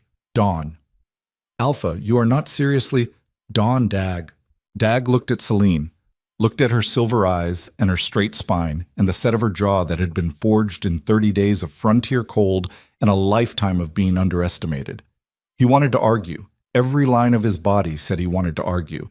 But he had served Torin Blackwood for 11 years, and he had learned that when the old Alpha's voice dropped to that particular register, the time for argument was over. "Dawn," he said, and left. Celine and Torin stood alone in the longhouse. The fire was dying. The shadows were growing. Kaelin, the rider, had been taken to the healer's lodge, leaving only the two of them and the weight of what they had just set in motion. "There is one more thing in Ronan's letter," Celine said. "Tell me." "Maria has scheduled a Blood Moon Summit. 2 months from now. Every Alpha in Velmora is required to attend. It is supposed to be a ceremony of unity, a demonstration of the new Luna's authority. But Ronan believes it is a trap. He thinks Maria will use the summit to eliminate the remaining loyalist Alphas in one stroke and consolidate total control. 2 months. 2 months to build an army, cross the Ashvale Ridge, make contact with the Resistance, and arrive at Ashenmere before Maria closes the trap. Torin exhaled. It was the sound of a man who had just agreed to throw everything he had built into a furnace and was already calculating how many of his wolves would not come back. "You know," he said, "when you walked into my camp a month ago, I thought you were going to be a minor problem, a displaced royal playing at survival. I figured you would last a week, maybe 2, and then you would realize this life was too hard and walk back to whatever was left of your old one. I know. I was wrong about you. I know that too." He almost smiled. Almost. It died before it reached his mouth, but the ghost of it passed through his eyes, brief and warm and gone. "Get some rest. Tomorrow everything changes." She turned toward the door, stopped. "Torin." "What?" "Your grandmother. Did she ever forgive herself for hiding?" The question landed in the space between them like a coal dropped on bare wood. Torin looked at the fire, looked at the shadows on the wall, looked at his own hands, scarred and thick-knuckled and marked by 60 years of choices that had kept him alive at the cost of things he would never get back. "No," he said. She did not. Celine nodded, pushed open the door. The night air hit her face, cold and clean and carrying the scent of pine and river water and the distant, restless energy of 80 wolves who were about to be asked to march into a war they did not start.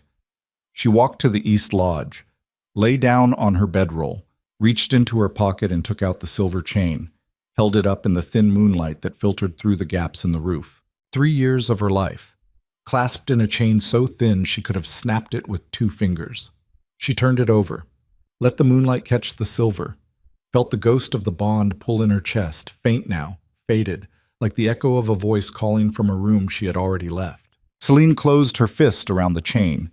She held it tight, not because she still loved the man who had given it to her, though something small and stubborn and unwilling to die entirely still lived in the wreckage of that love. but because the chain was the last link to the woman she had been. The woman who had trusted a king. The woman who had believed that a bond meant safety. The woman who had walked into a throne room expecting to be protected and walked out with nothing. That woman was not dead.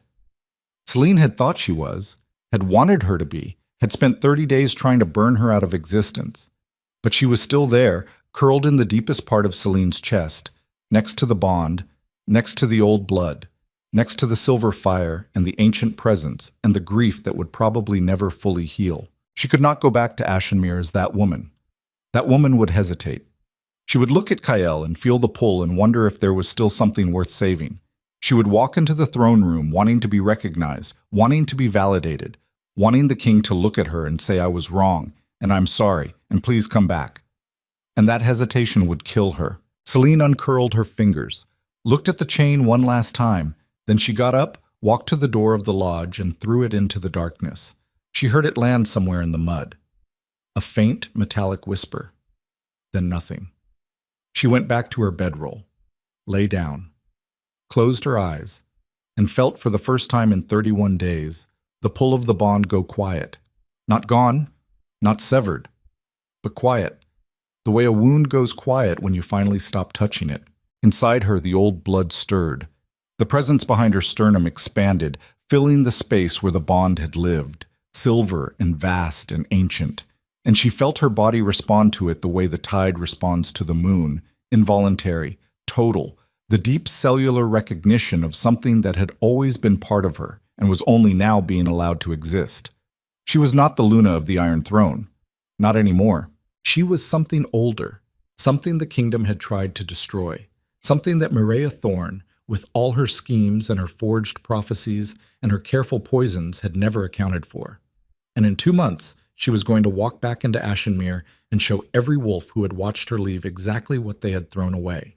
In the Moon Palace, Kael Draven sat in the dark and drank tea that tasted faintly wrong and could not remember why he had walked into this room or what he had been looking for.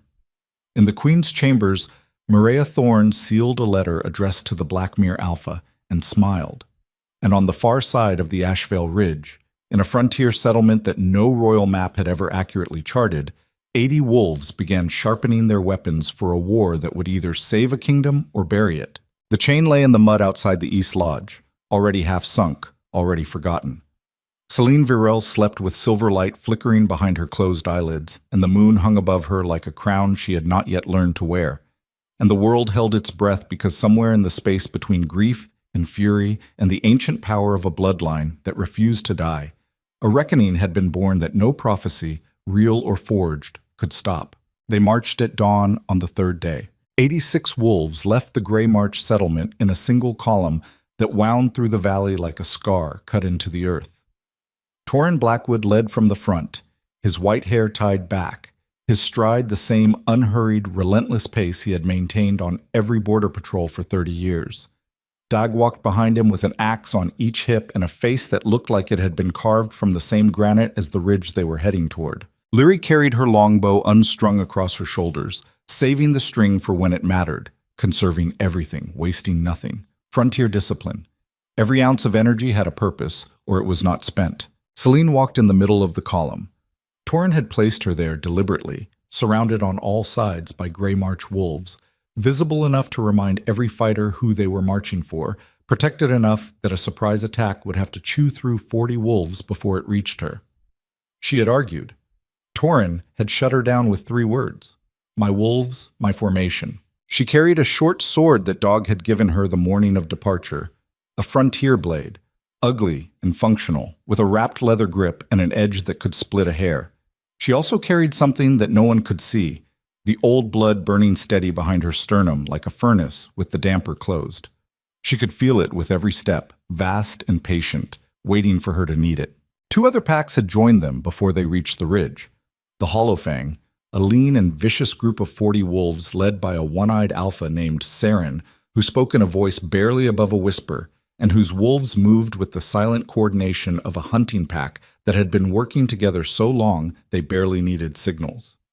And the Ash Grove, 28 wolves, the smallest group, led by twin sisters named Petra and Yael, who had hair the color of straw and identical knife scars on their left cheeks, and who finished each other's sentences with a fluency that unsettled everyone around them. 154 wolves, against the Iron Pack's standing army of 800, plus whatever forces the Blackmere and Stonefang clans brought to the Blood Moon Summit.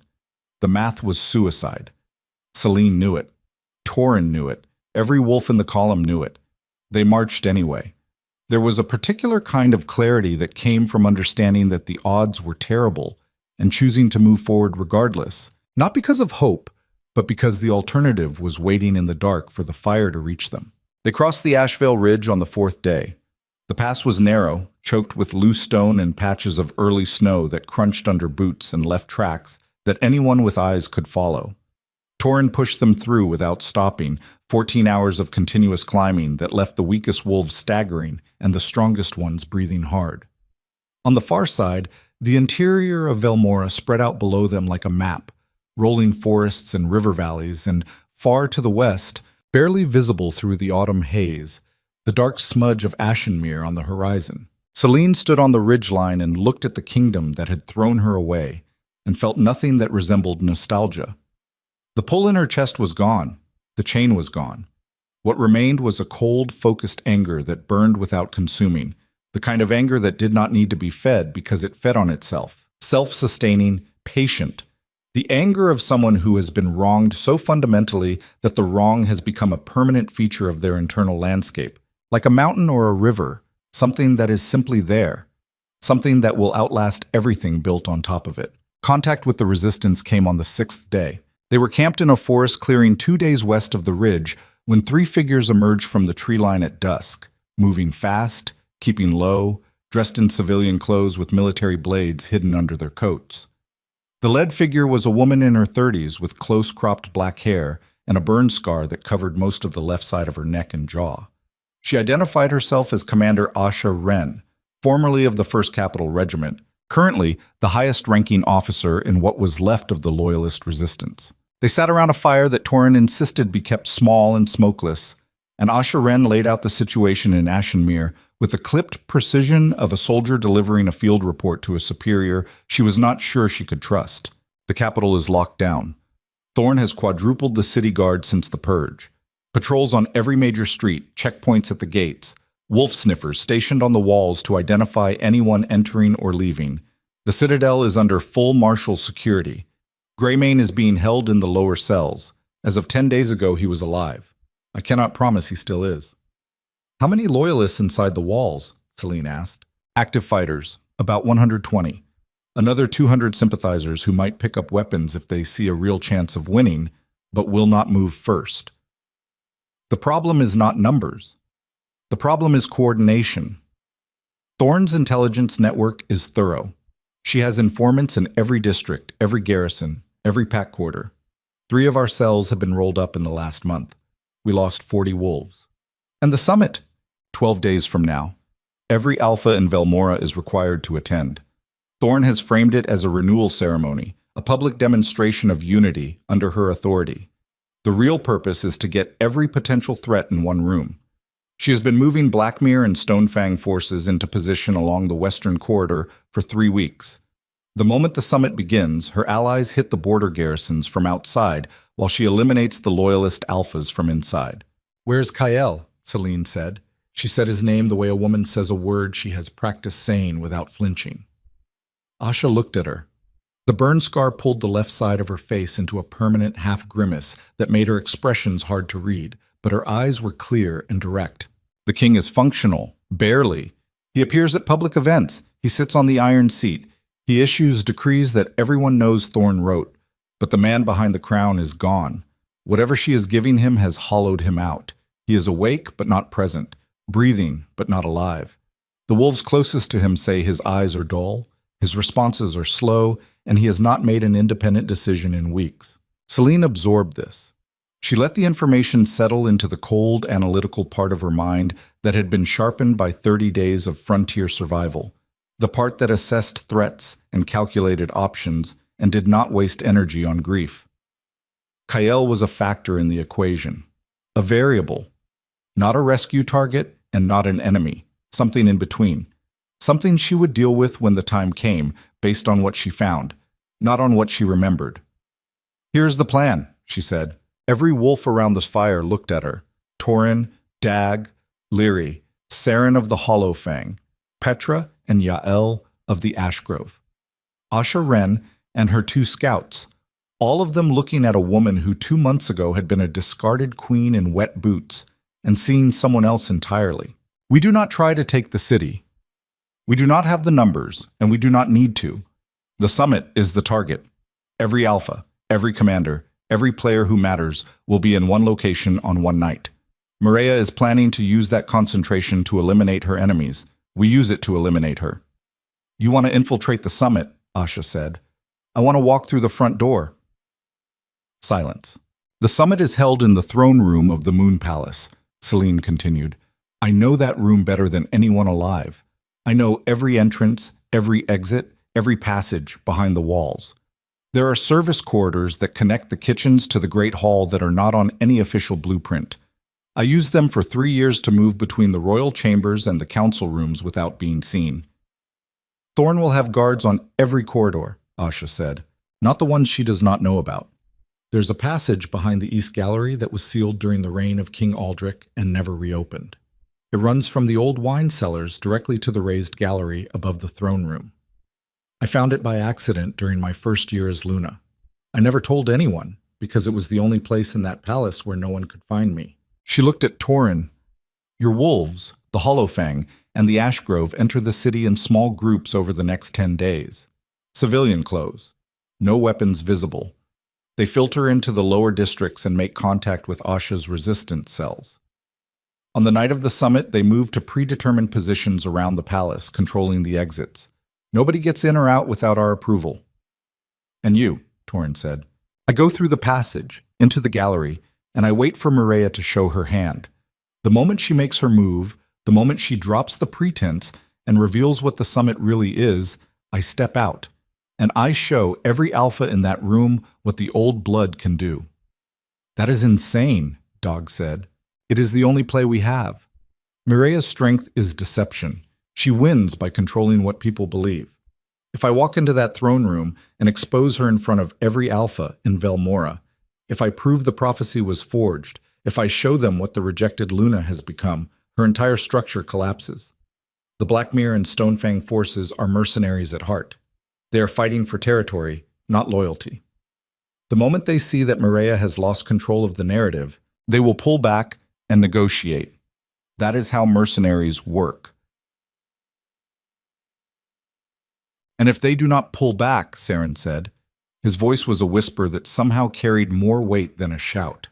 His one good eye fixed on Celine with the assessing calm of a predator evaluating prey. "Then we fight.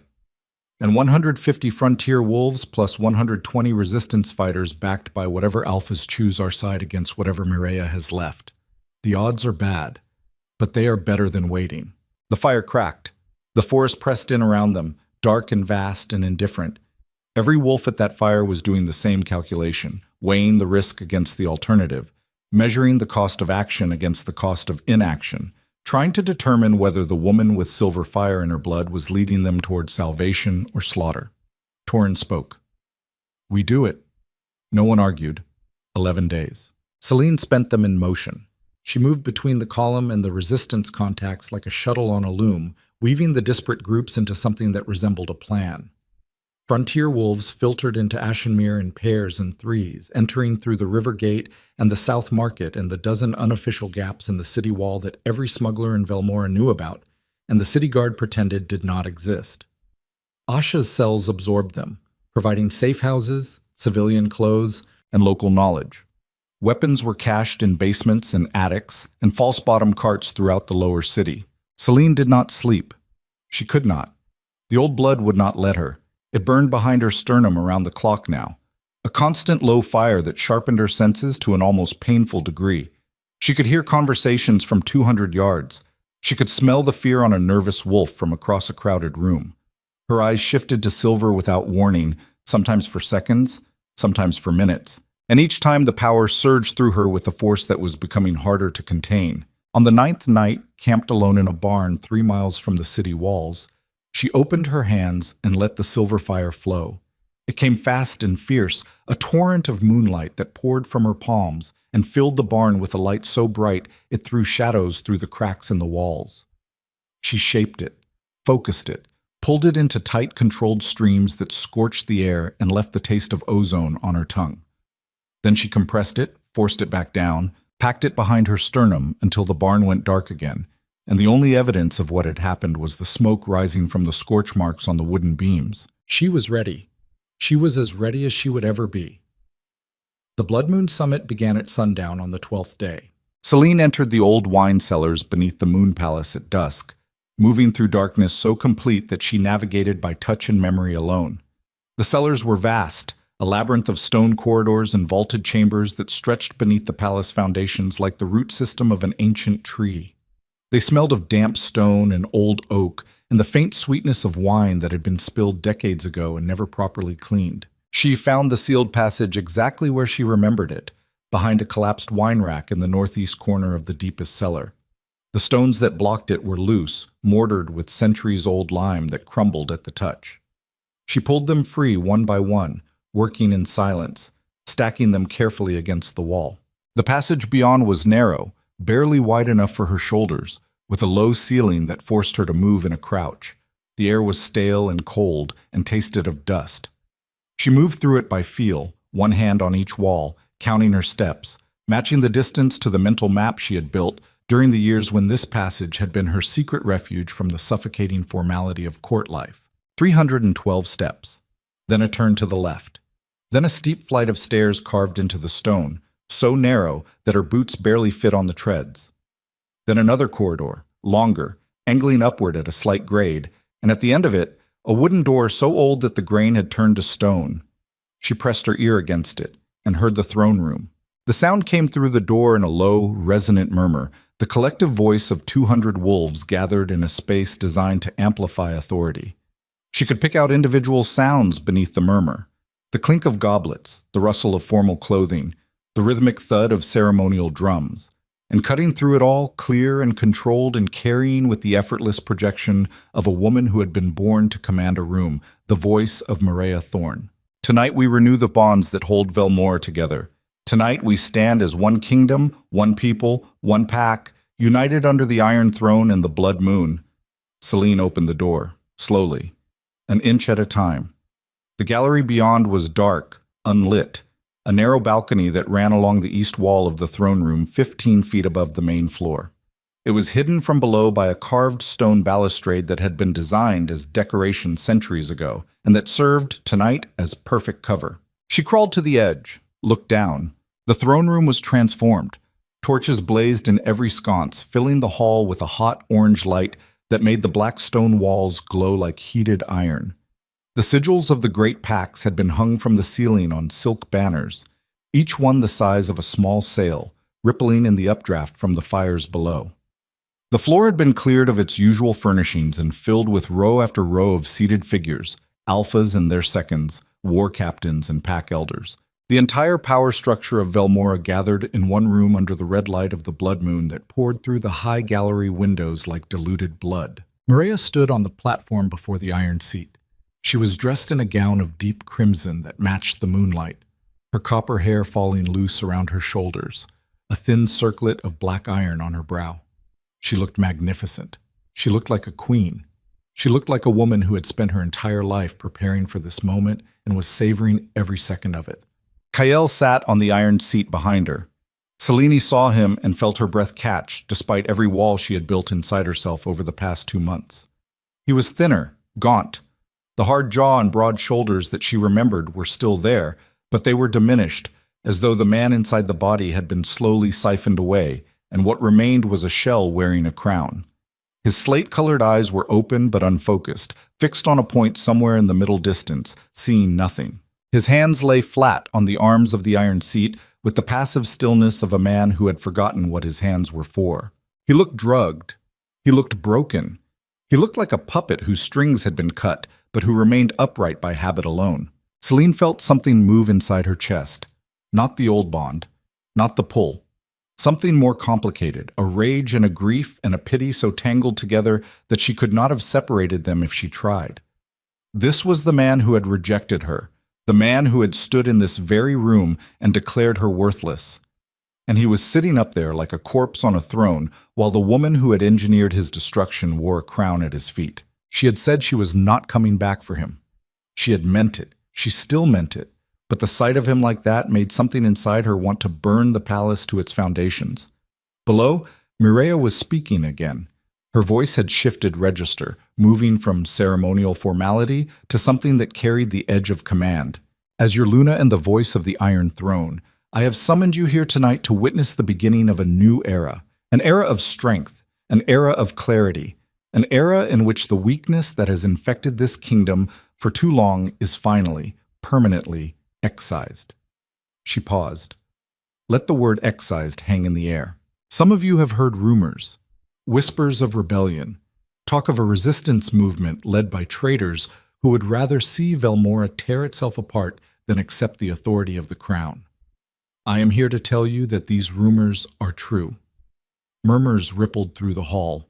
Celine watched the alphas shift in their seats, exchanging glances, recalculating. But tonight, Mireia continued, we end it. Tonight, the traitors are brought to justice. She raised her hand. A side door opened. 4 guards entered, and between them, shackled at wrists and ankles, walking with the careful gait of a man whose body had been systematically damaged over the course of weeks, was Ronan Greymane. Celine's hands gripped the stone balustrade. The silver fire surged behind her sternum with a violence that made her vision blur. Ronan. He was alive, but barely. His dark red hair was matted and filthy, his face a map of bruises and various stages of healing, his left eye swollen, nearly shut. He walked with a limp that favored his right leg, and when the guards pushed him to his knees before the platform, the sound he made was not a groan but a breath, held and released. The breath of a man who had been expecting this and had already made his peace with it. Captain Ronan Greymane, Mireia said, looking down at him with the dispassionate interest of a scientist observing an experiment. Convicted of treason against the crown. Convicted of providing intelligence to enemy forces. Convicted of conspiring to undermine the authority of the Luna and the Iron Throne. You are not the Luna, Ronan said. His voice was wrecked, hoarse, and cracked, but the words came out clear. You are a fraud wearing a stolen crown, and every wolf in this room knows it. Mireia smiled. It was the smile Celine remembered from the night of the rejection, silk wrapped around a blade, beautiful and empty and utterly without mercy. The sentence is death, Mireia said, to be carried out tonight before the assembled alphas as a demonstration of the crown's commitment to justice and order. She turned to the iron seat, to Kael. My king, do you affirm the sentence? Kael's dull eyes moved, slowly, like a man turning his head underwater.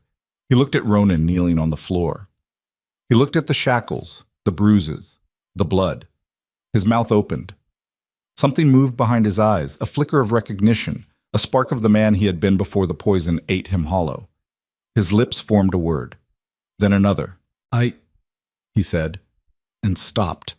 His brow furrowed, his hands tightened on the arms of the iron seat. He was trying to think. Celine could see it from the gallery, could see the effort it took, the way his jaw clenched and his breathing quickened as he fought through whatever chemical fog had been wrapped around his mind for weeks. He was in there somewhere, buried deep, trying to surface. The king affirms the sentence, Mireia said smoothly, turning back to the crowd before Kael could finish speaking. The execution will proceed. A guard drew his sword, stepped behind Ronan, placed the blade against the back of his neck. Celine stood up. She did not plan it. There was no decision, no calculation, no strategic analysis of optimal timing.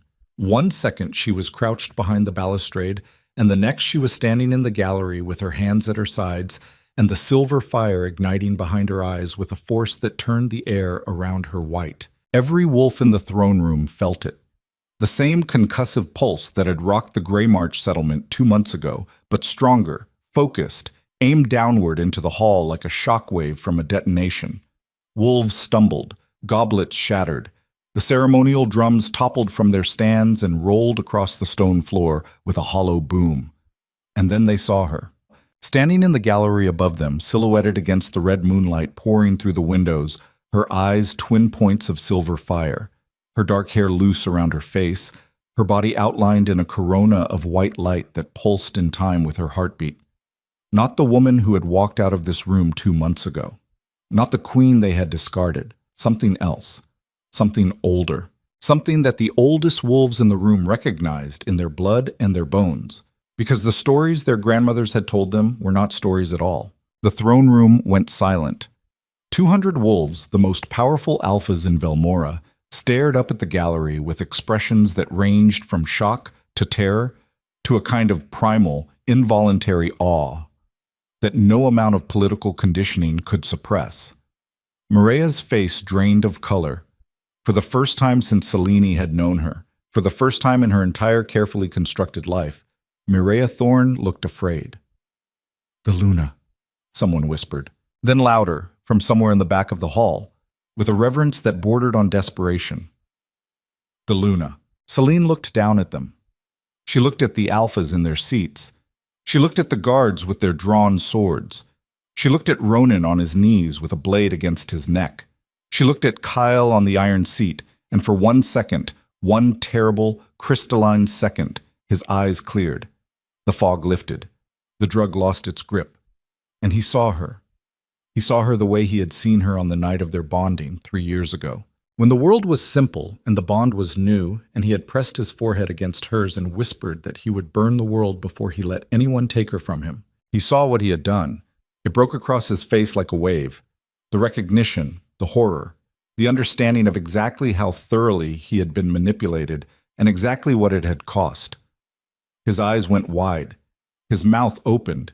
He tried to stand and could not, his body too weakened by weeks of poison to obey his will. "Selene," he said. Her name, just her name.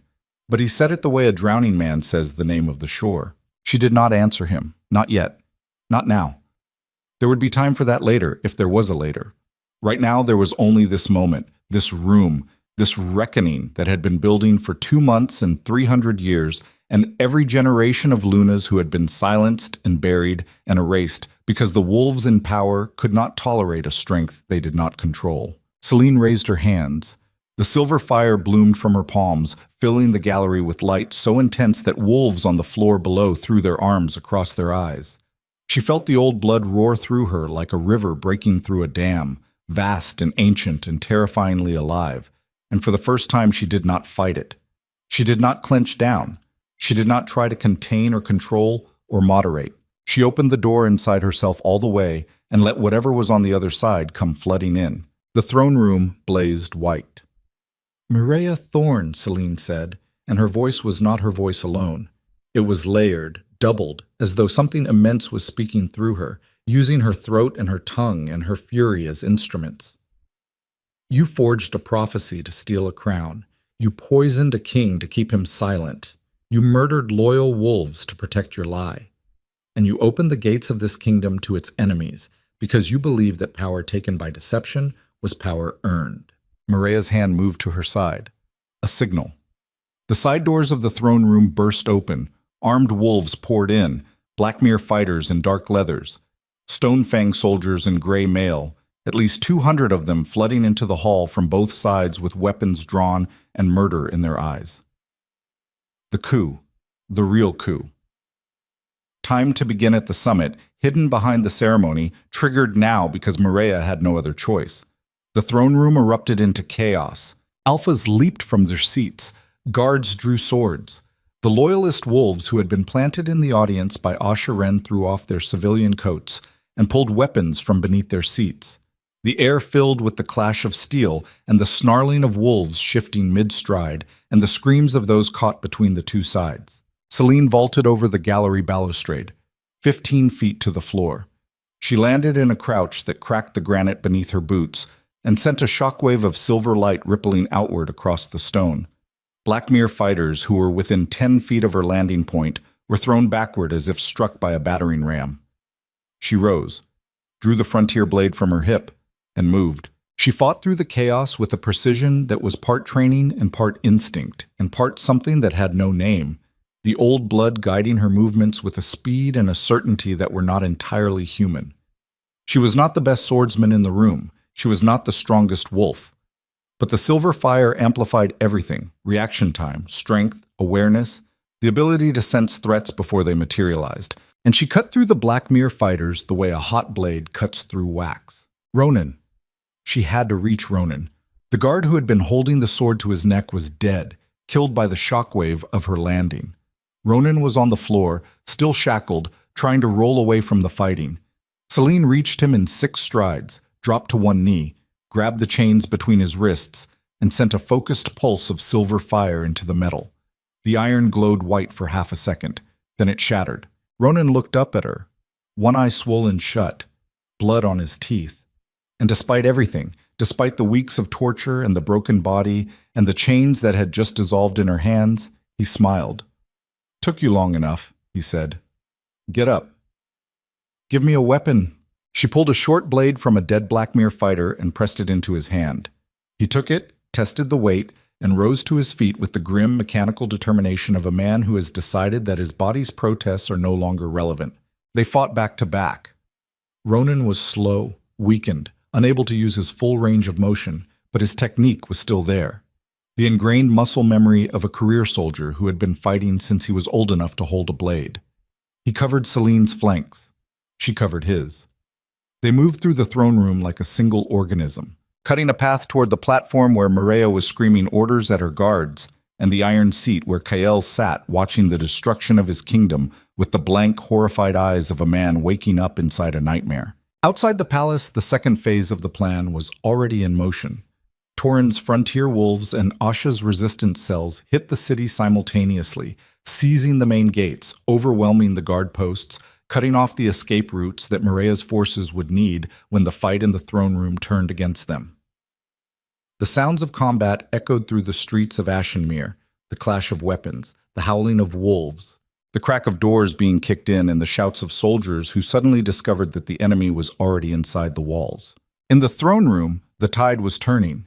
The loyalist alphas, realizing that Mireia's coup was exposed and that a genuine alternative had just dropped from the ceiling with silver fire in her eyes, began rallying to Celine's side.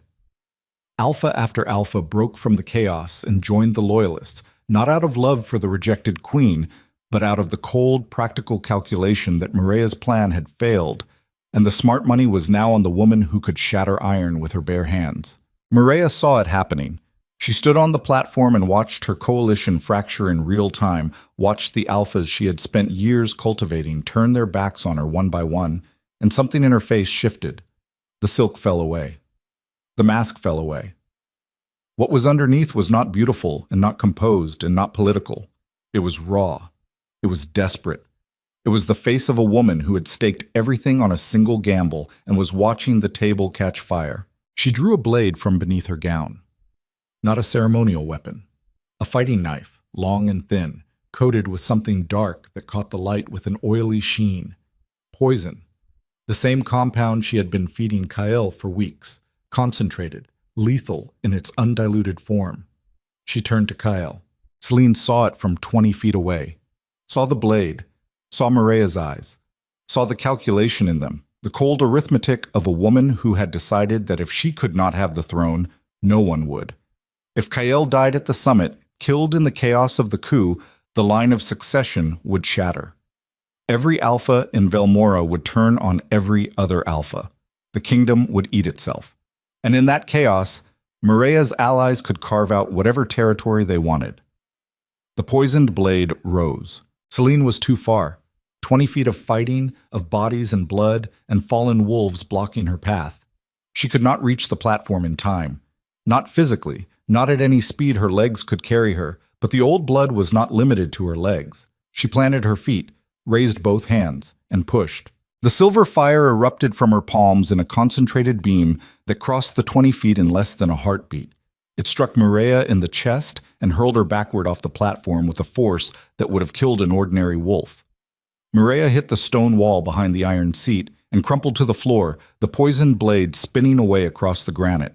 But the effort cost Celine everything she had left. The old blood drained from her like water from a shattered vessel. Her vision went white, then black, then white again. Her knees buckled. She staggered, caught herself on the edge of the platform, and felt the last of the silver fire gutter and die behind her sternum. She was empty, spent. Human again, or as human as she would ever be, standing in a throne room full of blood and chaos with nothing left in her reserves and the fight still raging around her. Maria was moving. Against all reason, against all physical probability, the woman was pulling herself up from the base of the wall. The crimson gown was torn. Blood ran from her nose and the corner of her mouth. Her copper hair was matted and wild. But she was standing, one hand braced against the stone, the other groping across the floor for the poisoned blade. Her fingers found it. She looked at Selani across the platform. Their eyes met. Box-colored and brown, because the silver was gone now. Burned out, exhausted, and Celine was just a woman again. A woman with a frontier blade and empty hands and no power left to call on. Maria smiled, blood on her teeth, ruin in her eyes. "You should have stayed in the frontier," she said. She lunged. Celine raised her blade. Steel met steel. The impact jarred up her arm and into her shoulder, and she felt her grip weaken, felt her body failing, felt the exhaustion of 2 months of transformation and a night of impossible violence pulling her toward a collapse she could not afford. Maria pressed forward. She was hurt, badly, but she was fighting with the feral, unhinged energy of someone who has nothing left to lose and has decided to take everything she can reach down with her. The poisoned blade slashed at Celine's throat, her ribs, her hands. Celine parried, dodged, gave ground, her boots slipping in blood, her vision narrowing to a tunnel that contained nothing except the woman in front of her and the blade that would kill her if it found its mark. She stumbled. Her back hit the iron seat. She felt the cold iron against her spine and the weight of Kael's body slumped in the throne above her, and Maria closing in with the poisoned blade raised for a killing stroke. And then a hand caught Maria's wrist. Kael. He had risen from the iron seat. Barely. His body was wrecked with poison and weeks of chemical subjugation. His face was the color of old paper. His hands shook with a tremor so violent that Celine could see it from 2 feet away. But he had risen. He had reached out. And his fingers were locked around Maria's wrist with a grip that was not strong but was absolute. The grip of a man who had found, somewhere in the ruins of his drugged and broken mind, one last act of will. "No," Kael said. One word. Barely a whisper. But it was his word, his voice, his decision, the first independent act he had committed in weeks, dragged from some depth of himself that the poison had not been able to reach. Maria stared at him. Her fox-colored eyes went wide. For 1 second, one fractured instant, she looked at the man she had spent months dismantling and saw something she had not anticipated. Not strength, not defiance. Something worse. Clarity. Kael Draven was awake. The poisoned blade trembled between them. Maria's wrist shook in Kael's grip. The throne room raged around them, steel on steel, wolves tearing at wolves, the blood moon pouring crimson light through the gallery windows and painting every surface the color of fresh wounds. And on the platform, 3 figures stood frozen in a tableau that contained the entire history of a kingdom. The king who had been deceived, the woman who had deceived him, and the Luna who had come back from the dead to burn the deception down. Celine looked at Kael. He looked at her. And in his slate-colored eyes, clear for the first time in months, she saw everything. The guilt, the horror, the understanding, the plea that he was too broken to speak and too stubborn to abandon. Maria wrenched her wrist free, spun, drove the poisoned blade toward Kael's chest. Celine moved. She did not think. Thinking was too slow. She moved on something older than thought, older than training, older than the strategic calculations that had brought her to this room. She moved on the instinct that had kept her alive in the frontier and the fire that had burned in her blood for 300 years, and the simple, irreducible fact that whatever Kael had done to her, whatever he had destroyed, she would not stand 2 feet away and watch him die. She stepped between them. The blade hit. And the throne room, the kingdom, the world itself seemed to stop breathing, because the woman who had been rejected and exiled and broken and reborn was standing on the platform of the iron seat with a poisoned blade buried in her side, and the blood moon above was turning white. The blade was cold. That was the first thing Celine registered. Not pain, not shock. Cold. A thin surgical cold that entered through the soft tissue below her ribs on the left side and spread inward with a patience that felt almost deliberate, as though the poison on the blade had its own intelligence, its own agenda, and was taking its time mapping the interior of her body before deciding what to destroy first. She looked down. The handle of Maria's knife protruded from her side at a slight angle, buried to the hilt. Her shirt was already wet. The blood did not look red in the crimson moonlight. It looked black. Maria stumbled backward. Her hands were empty now, the knife left in Celine's body, and her fox-colored eyes were wide with an expression that was not triumph and not horror, but something between the two. The look of a woman who has just watched her last weapon find its mark and cannot decide whether the result is victory or the beginning of something far worse than defeat. Celine did not fall. She should have. The poison was already in her blood. She could feel it, a spreading numbness that moved outward from the wound like frost creeping across glass, dulling sensation, thickening thought, turning the edges of her vision soft and gray. Her knees wanted to buckle. Her body wanted to collapse. Every physical system she possessed was sending the same urgent, screaming message to her brain. You are dying. Lie down. Stop fighting. Let it end. She did not fall. She wrapped her hand around the handle of the knife, felt the cold metal against her palm, pulled. The blade came out with a sound that was wet and final and made 3 wolves within earshot turn away. Blood followed it, a dark pulse that soaked through her shirt and ran down her hip and dripped onto the granite platform of the iron seat in a steady rhythm that matched the slowing of her heart. Celine dropped the knife. It clattered on the stone. She pressed her hand against the wound, feeling the warm slick of her own blood between her fingers, and she looked at Maria with eyes that were brown and steady and absolutely, terrifyingly calm. You missed, she said. It was a lie. The blade had not missed anything, but the words landed in the throne room like a thunderclap, and every wolf who heard them felt something shift, some fundamental recalculation of what was possible and what was not, because a woman with a poisoned blade in her side had just pulled it out and stayed standing and spoken with a voice that did not shake. Maria broke, not visibly, not with a scream or a collapse or any dramatic gesture. She simply stopped. The fight went out of her the way air goes out of a punctured tire, quietly and completely. And what was left standing on the platform was not the fox-eyed strategist who had dismantled a kingdom with forgery and poison, but a woman who had run out of moves and knew it. Her shoulders dropped. Her hands hung at her sides. Her copper hair was plastered to her face with sweat and blood, and underneath it, her features had gone slack with a particular kind of exhaustion that Celine recognized because she had felt it herself on the night she walked out of this room 2 months ago. The exhaustion of a person who has reached the end of what they can do and must now face what they have done. Behind Celine, Kael had collapsed back into the iron seat. The effort of grabbing Maria's wrist had drained whatever reserves of will the poison had left him. He sat slumped in the throne, breathing in shallow, ragged pulls, his eyes open but unfocused, his body trembling with the fine, continuous tremor of a system on the edge of failure. The fighting in the throne room was ending. The loyalist wolves and the frontier fighters had overwhelmed Maria's forces. Blackmere soldiers were surrendering in clusters, dropping weapons, raising hands, recognizing with the cold pragmatism of mercenaries that the tide had turned, and survival now meant compliance.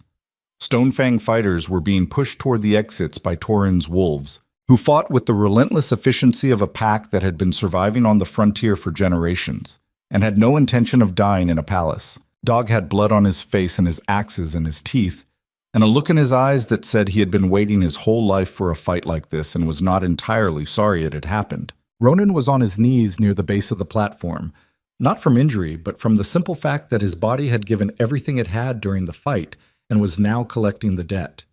He was holding a sword he had taken from a dead guard, the blade red to the hilt, and he was watching Celine with the expression of a man who is witnessing something he always knew was possible but never expected to see. Commander Asha-Ren was issuing orders in a voice that carried across the hall like a whip crack, directing loyalist soldiers to secure the exits, disarm the remaining coup forces, and establish a perimeter around the palace.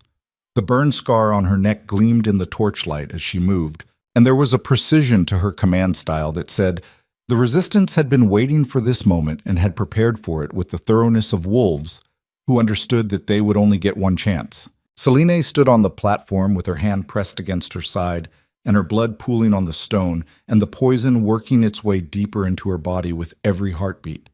She could feel it now, not just the cold but the weight, a heaviness in her limbs and her chest and her head that was pulling her toward the floor with an insistence that was becoming harder to resist. The old blood behind her sternum was stirring, trying to respond to the toxin, but it was depleted, drained by the effort in the gallery, and what was left was barely a flicker, a candle flame in a hurricane. She had minutes, maybe less. "Selene!" Ronan's voice, close. He had dragged himself up the steps of the platform and was beside her, one hand on her arm, his battered face tight with something that was not panic because men like Ronan did not panic, but was close enough to be its cousin. "The blade was poisoned. You need a healer. Now." "I know what I need." Her voice was quieter than she wanted it to be. "Get me the healer. But first I need to finish this." She turned to Maria. The woman had not moved. She stood at the edge of the platform like a statue, her fox-colored eyes fixed on Selene with an expression that had passed through fear and arrived at something more complicated: recognition. The grudging, bitter recognition of one player acknowledging that another has played the game better. "It is over," Selene said. "Is it?" Maria's voice was hoarse, stripped of its usual silk. "You are bleeding to death on a throne you do not even want. Your king is a vegetable. Half the alphas in this room switched sides 3 times in the last 10 minutes and will switch again the moment it suits them, and the poison in your blood will kill you before morning. Tell me what part of this looks like victory to you." "The part where you are in chains by sunrise." "Chains?" Maria laughed. It was an ugly sound, raw and broken, nothing like the controlled musical laugh she used in court. "You think chains end this? You think putting me in a cell changes anything about the rot in this kingdom? I did not create the weakness in Velmora, Selene. I exploited it. Every crack I found was already there. Every wolf I turned was already looking for a reason to turn. Every lie I told landed because this kingdom was already desperate to believe it. I am not the disease. I am the symptom. You are the woman who destroyed my life because you wanted a crown.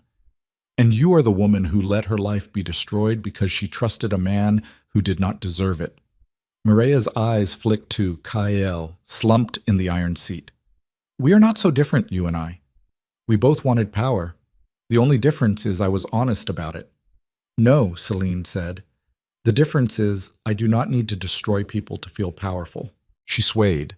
The edges of her vision were going dark. The poison was in her chest now, a cold pressure around her heart that made each beat feel like it was being squeezed through a fist. She tightened her grip on the wound and forced her body to hold. "Asha," she said. Commander Wren was at the base of the platform in 3 strides. "Here! Take her. The lower cells, full guard. She does not speak to anyone." "And the king?" Selene looked at Kael. He was barely conscious. His head had fallen forward, chin against his chest, his breathing shallow and irregular. The slate-colored eyes that had once commanded armies and terrified lesser alphas were half-closed and empty. "Get the palace healers, the ones Maria did not replace. Purge whatever she has been giving him. Keep him alive." "And you," Ronan said. He was standing beside her now, holding her arm, and she could feel the tremor in his hand, the controlled desperation of a man watching someone he cared about die by inches. "And me," she said. "Find the healer." She made it 3 steps before her legs gave out. Ronan caught her.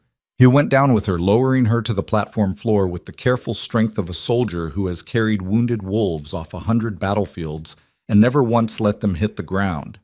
She ended up on her back, looking up at the vaulted ceiling of the throne room where the sigils of dead kings had been etched in silver and left to tarnish, and the blood moon poured through the gallery windows above her and painted everything the color of endings. "Stay awake," Ronan said. His face was above hers, battered and bloody, his one open eye burning with an intensity that had nothing to do with the battle and everything to do with the woman bleeding out on the floor. "Selene, stay awake. Talk to me." "About what?" "Anything. Tell me about the frontier. Tell me about the wolves out there. Tell me what it was like." "Cold," she said. Her voice was a whisper now. Cold and hard and honest. Nobody in the frontier pretended to be anything other than what they were. Nobody smiled while they stabbed you. If someone wanted to kill you, they told you to your face and then they tried. Sounds refreshing. It was. She closed her eyes. The darkness was warm and inviting, and part of her wanted to sink into it the way a tired swimmer wants to stop kicking and let the water take them. Ronan, I am here. If I do not make it, you are going to make it. If I do not, the frontier packs. Torrin Blackwood. I gave him my word that the frontier would have a seat at the table. Real representation. I need someone to keep that promise. You will keep it yourself. Ronan, I heard you. I will keep it. Now shut up and stay alive. The healers came. 2 women and an elderly man who moved with the quick, practiced efficiency of people who had been treating war wounds since before Celine was born. They worked on her right there on the platform floor, cutting away her shirt, packing the wound, applying a poultice that burned so fiercely against the poisoned tissue that Celine arched off the stone and bit through her own lip to keep from screaming. The elderly man mixed something in a clay cup, a thick, dark liquid that smelled of earth and copper, and held it to her mouth. Drink, he said. All of it. It will neutralize the toxin, but it will hurt. It hurt. It hurt the way being born probably hurts. A total systemic agony that started in her gut and radiated outward through every nerve in her body, setting fire to the numbness the poison had left behind and replacing it with a searing, all-consuming clarity that made her wish for the numbness back. She convulsed. Ronan held her shoulders. The healers held her legs. And the old blood, the last flickering remnant of it, surged in response to the antidote, silver fire. Meeting the dark chemistry of the toxin in her bloodstream and burning it away cell by cell in a process that felt like being taken apart and reassembled from the inside out. It took hours. She was aware of the time passing in fragments, the throne room clearing around her as soldiers removed the dead and the wounded. Asheren's voice issuing orders, Torrin Blackwood's heavy footsteps on the platform, pausing beside her, moving on. Dag's voice, surprisingly gentle, asking Ronan if he needed water. The blood moon tracking across the gallery windows, deepening from crimson to rust to the pale gray of pre-dawn. When the pain finally subsided, leaving behind a hollow, trembling exhaustion that went all the way to the marrow, Celine opened her eyes to find the throne room lit by the thin light of early morning filtering through the windows. The torches had burned down to stubs. The silk banners had been torn down during the fighting and lay in crumpled heaps on the floor. The granite was stained dark in places where blood had pooled and dried. Ronan was asleep beside her, sitting upright against the base of the iron seat, with his hand still resting on her arm. His battered face was slack with the particular vulnerability that sleep gives even to the hardest men, and in the gray morning light he looked 10 years older than his age. Celine sat up, slowly. Her side screamed in protest, a deep burning ache that told her the wound was closed but far from healed. She pressed her hand against it and felt the ridge of stitches beneath the bandage. The poison was gone, burned out by the antidote and the old blood's last surge. But the damage it had done lingered, a weakness in her muscles and a fog in her mind that would take days, maybe weeks, to fully clear. She stood. The throne room was empty except for a handful of guards at the doors and Ronan sleeping at her feet. The iron seat loomed above her, black and massive, the throne that had been the axis of her world for 3 years and that had then become the instrument of her destruction. She looked at it for a long time, ran her fingers along the arm where Kael had gripped as he reached for Mireia. The metal was cold. She did not sit in it. She walked, through the great doors still hanging open from the night's violence, down the palace steps where a cold autumn wind hit her face and made her wound throb, into the courtyard, where the first pale light of morning was turning the wet cobblestones silver. The city beyond the palace walls was quiet, the exhausted silence of a place that has been through a storm and is still assessing the damage. She walked to the eastern wall of the courtyard, where a stone bench sat beneath a bare oak tree that she had sat under 100 times during her years as Luna. The bench was cold and damp with morning dew. She sat down anyway, looked out over the rooftops of Ashenmere as the sky brightened from gray to pale gold, and she breathed, just breathed, in and out, slow and deliberate. Feeling the air fill her lungs and the cold on her skin and the ache in her side and the emptiness behind her sternum where the old blood had burned so fiercely and was now quiet, resting, recovering, a dormant fire banked but not extinguished. She was alive. She was not sure she had expected to be. Footsteps behind her, slow, unsteady, the shuffling gait of someone whose body was not yet following orders reliably. She did not turn around. She knew who it was. She had known the sound of his footsteps for 3 years, had heard them in hallways and throne rooms and the quiet corridor outside their chambers at night when he came to bed late after council sessions that ran long. His stride had changed, shorter, weaker, the poison still working its way out of his system, but the rhythm was the same. Some things survive even the worst damage. Cale Draven lowered himself onto the other end of the bench. He moved carefully, like a man handling a body made of glass. He was wrapped in a heavy cloak that someone had thrown over his shoulders, and beneath it his formal clothes were wrinkled and stained. His face was the color of old ash.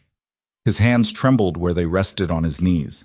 They sat in silence for a long time, long enough for the sky to shift from gold to pale blue, long enough for the first sounds of the waking city to begin filtering over the walls, distant voices, a dog barking, the creak of a cartwheel on cobblestone.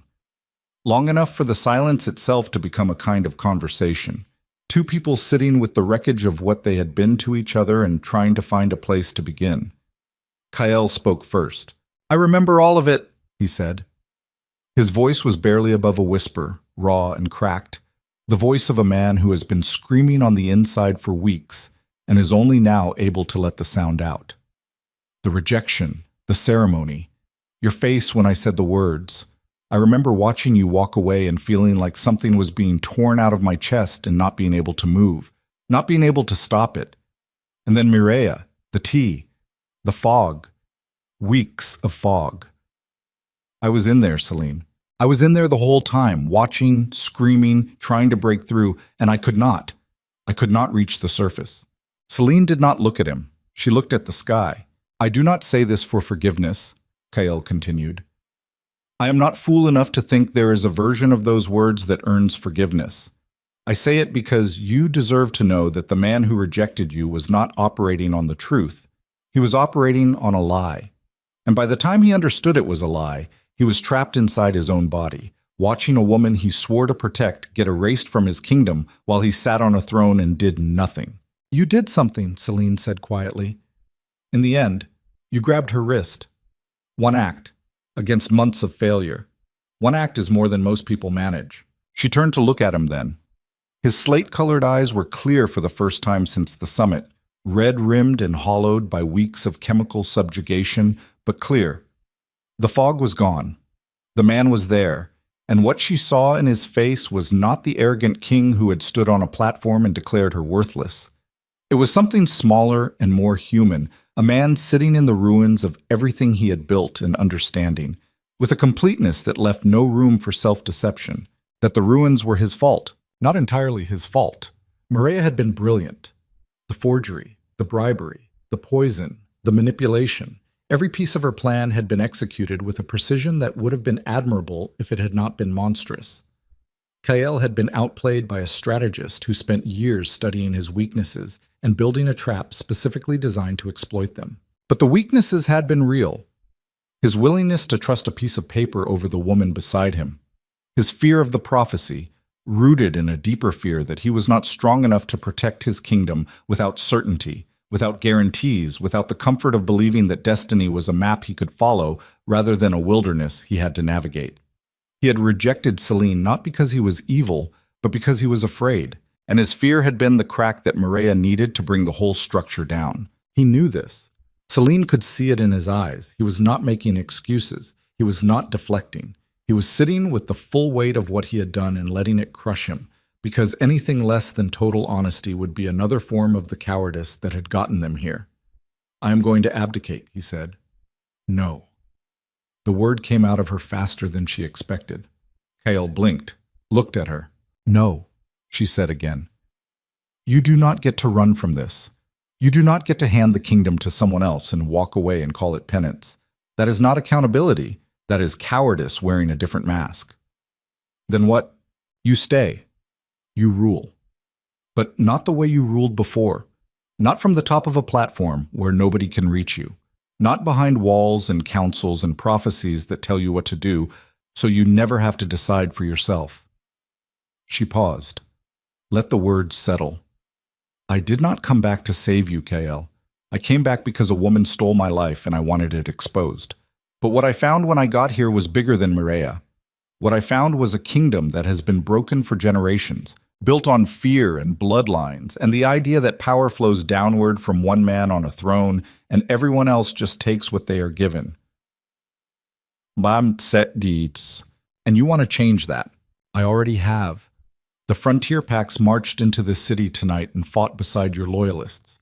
Exiles and outcasts and wolves, you never gave a second thought to bled on your palace floor to save a kingdom that threw them away. They did not do it for you. They did it because I gave them my word that when this was over, the world would be different, that there would be a seat at the table for every pack, not just the ones with the right bloodline or the right connections. A seat at the table, Kael repeated. A council, real representation from every territory, including the frontier. No more absolute rule. No more decisions made by one man in a room full of wolves who are too afraid to disagree with him. Kael was quiet for a long time. The morning light was strengthening, casting long shadows across the courtyard, turning the wet cobblestones from silver to gold. Somewhere in the city, a bell was ringing, slow and steady, marking the hour. You are asking me to give up half my power, he said. I am telling you that the power you had nearly destroyed everything. Your father ruled the same way, and his father before him. Absolute authority, unquestioned dominion, and every generation produced the same result. A king so isolated by his own power that he could not see the knife coming until it was in his back. Or in someone else's side. She looked at him. He looked at her wound, the bandage visible through her torn shirt, stained dark. I did that, he said, and his voice broke. Not dramatically, not with a sob or a cry, just a small, quiet fracture in the last syllable. The sound of a man whose control has been holding through sheer force of will and has finally found the one thing it cannot hold against. Everything that happened to you, the rejection, the exile, the frontier, the fight, the blade, I did that. Mireia did that. Mireia used the tools I gave her. My fear, my pride, my willingness to believe that a piece of paper mattered more than the woman standing in front of me. She could not have destroyed us if I had not handed her the weapon. Celine closed her eyes.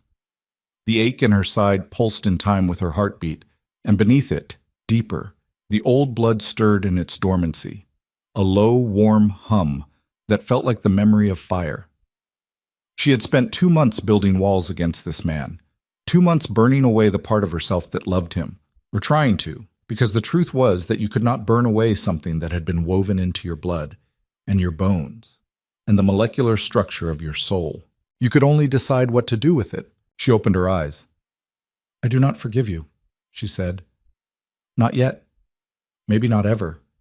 What you did in that throne room, in front of every wolf in the kingdom, that is not something that heals because you sit on a bench and say the right words. It heals through time and through action and through the daily, grinding, unglamorous work of being better than you were the day before. Or it does not heal at all. I do not know which one it will be. I am not going to pretend I do. Kael nodded. He did not argue. He did not plead. He accepted her words with the quiet gravity of a man who understands that he is receiving more than he deserves and is determined not to waste it. But I will work with you, she said. Not for you. Not as your Luna. Not as your queen. Not as the woman who stands behind your throne and makes you look like a better king than you are. I will work beside you, as an equal, with full authority to shape the future of this kingdom alongside you, not beneath you. And the first thing we do, before the sun sets today, is free Ronan Greymane, pardon every loyalist who was imprisoned or exiled, and call a summit of every alpha in Velmora, including the frontier packs, to establish the new council. And Mireia, trial, public. Every wolf in the kingdom hears the evidence, the forged prophecy, the poison, the alliance with Blackmere and Stonefang, all of it. No closed-door negotiations, no quiet exile, no mercy that looks like justice from the outside and smells like cowardice from the inside. You are harder than you were, Kyle said. I'm harder than I was because I had to be. Because the world you built required it. 12 seats. 7 for the Great Pax, as before. 2 for the frontier territories, a concession that Torrin Blackwood negotiated with the patient implacability of a man who had waited 30 years for this moment and intended to get it right. 1 for the border packs. 1 for the unaffiliated wolves, the exiles and wanderers and lone operators who had never had representation under the old system. And 1 for the Luna, a permanent seat with full voting authority, independent of the king's. Celine took her seat at the table without ceremony. She wore no crown, no circlet, no jewelry of any kind. She wore the same frontier leather and wool she had worn in the Grey March, cleaned and mended but otherwise unchanged, because the woman who sat in that chair was not the woman who had been Luna of the Iron Throne. She was something the kingdom had never seen before, a leader who had been forged not in palaces but in the wilderness, not in privilege but in loss, not in the certainty of destiny, but in the daily, brutal, unglamorous work of refusing to die. Kael sat beside her, not above her, beside. His seat was the same size as hers. His vote carried the same weight. The iron seat remained in the throne room, empty, a monument to the old order that the new council had officially retired. Some wolves complained. Most did not. The ones who had lived through the Blood Moon Summit understood with a visceral clarity that the old ways had nearly killed them all, and the ones who had not lived through it quickly learned from those who had. Ronan Greymane was named Commander of the United Guard, a new force drawn from both the interior and the frontier, tasked with protecting the kingdom's borders and maintaining internal order without the factional loyalties that had made the old military so vulnerable to manipulation. He accepted the position with the same quiet, steady competence he brought to everything, and if he walked with a slight limp and his left eye never fully opened again, those were marks that the wolves under his command respected rather than pitied. Scars were currency in the new Velmora. They proved you had survived something. Torrin Blackwood returned to the frontier after the council was established. He had no interest in palace life and said so with a bluntness that made several of the interior alphas uncomfortable, and made Celine smile for the first time in weeks. He left Dog behind as the Grey March's representative on the council, a decision that Dog protested loudly and accepted secretly because for all his frontier roughness, the scarred young wolf had a mind for politics that surprised everyone, including himself. Kira Ashbourne was never found. Celine sent messengers to every frontier territory, looking for the gray-haired woman who had walked her through the wilderness and told her stories about the old blood. None of them came back with answers. Kira had vanished the way frontier wolves vanish, completely and without trace, absorbed back into the landscape that had made her. Celine liked to think she was out there somewhere, sharpening a blade by a small fire, living on her own terms, answering to no one. Months passed. The kingdom healed. Not quickly and not cleanly, because the wounds that Mireia had inflicted were deep, and the fractures in Velmora's social fabric had been there long before she arrived. But the healing happened, slowly, unevenly, the way all real healing happens, through small acts of trust rebuilt and small gestures of accountability honored and the grinding daily work of choosing to be better when it would be easier to be bitter. Celine worked. She worked the way she had worked in the frontier, with a relentless, unglamorous intensity that left no room for self-pity or nostalgia. She mediated disputes between packs that had been enemies for generations. She established trade routes with the frontier territories. She reformed the Elder Council, replacing the old system of lifetime appointments with elected terms that ensured accountability. She did all of this while the wound in her side healed to a scar that ached when it rained, and while the old blood behind her sternum slowly recovered its strength, a dormant fire that she tended carefully, using it when it was needed, resting it when it was not. And Kael. Kael worked beside her. He did not try to win her back. He did not perform grand gestures of romantic redemption.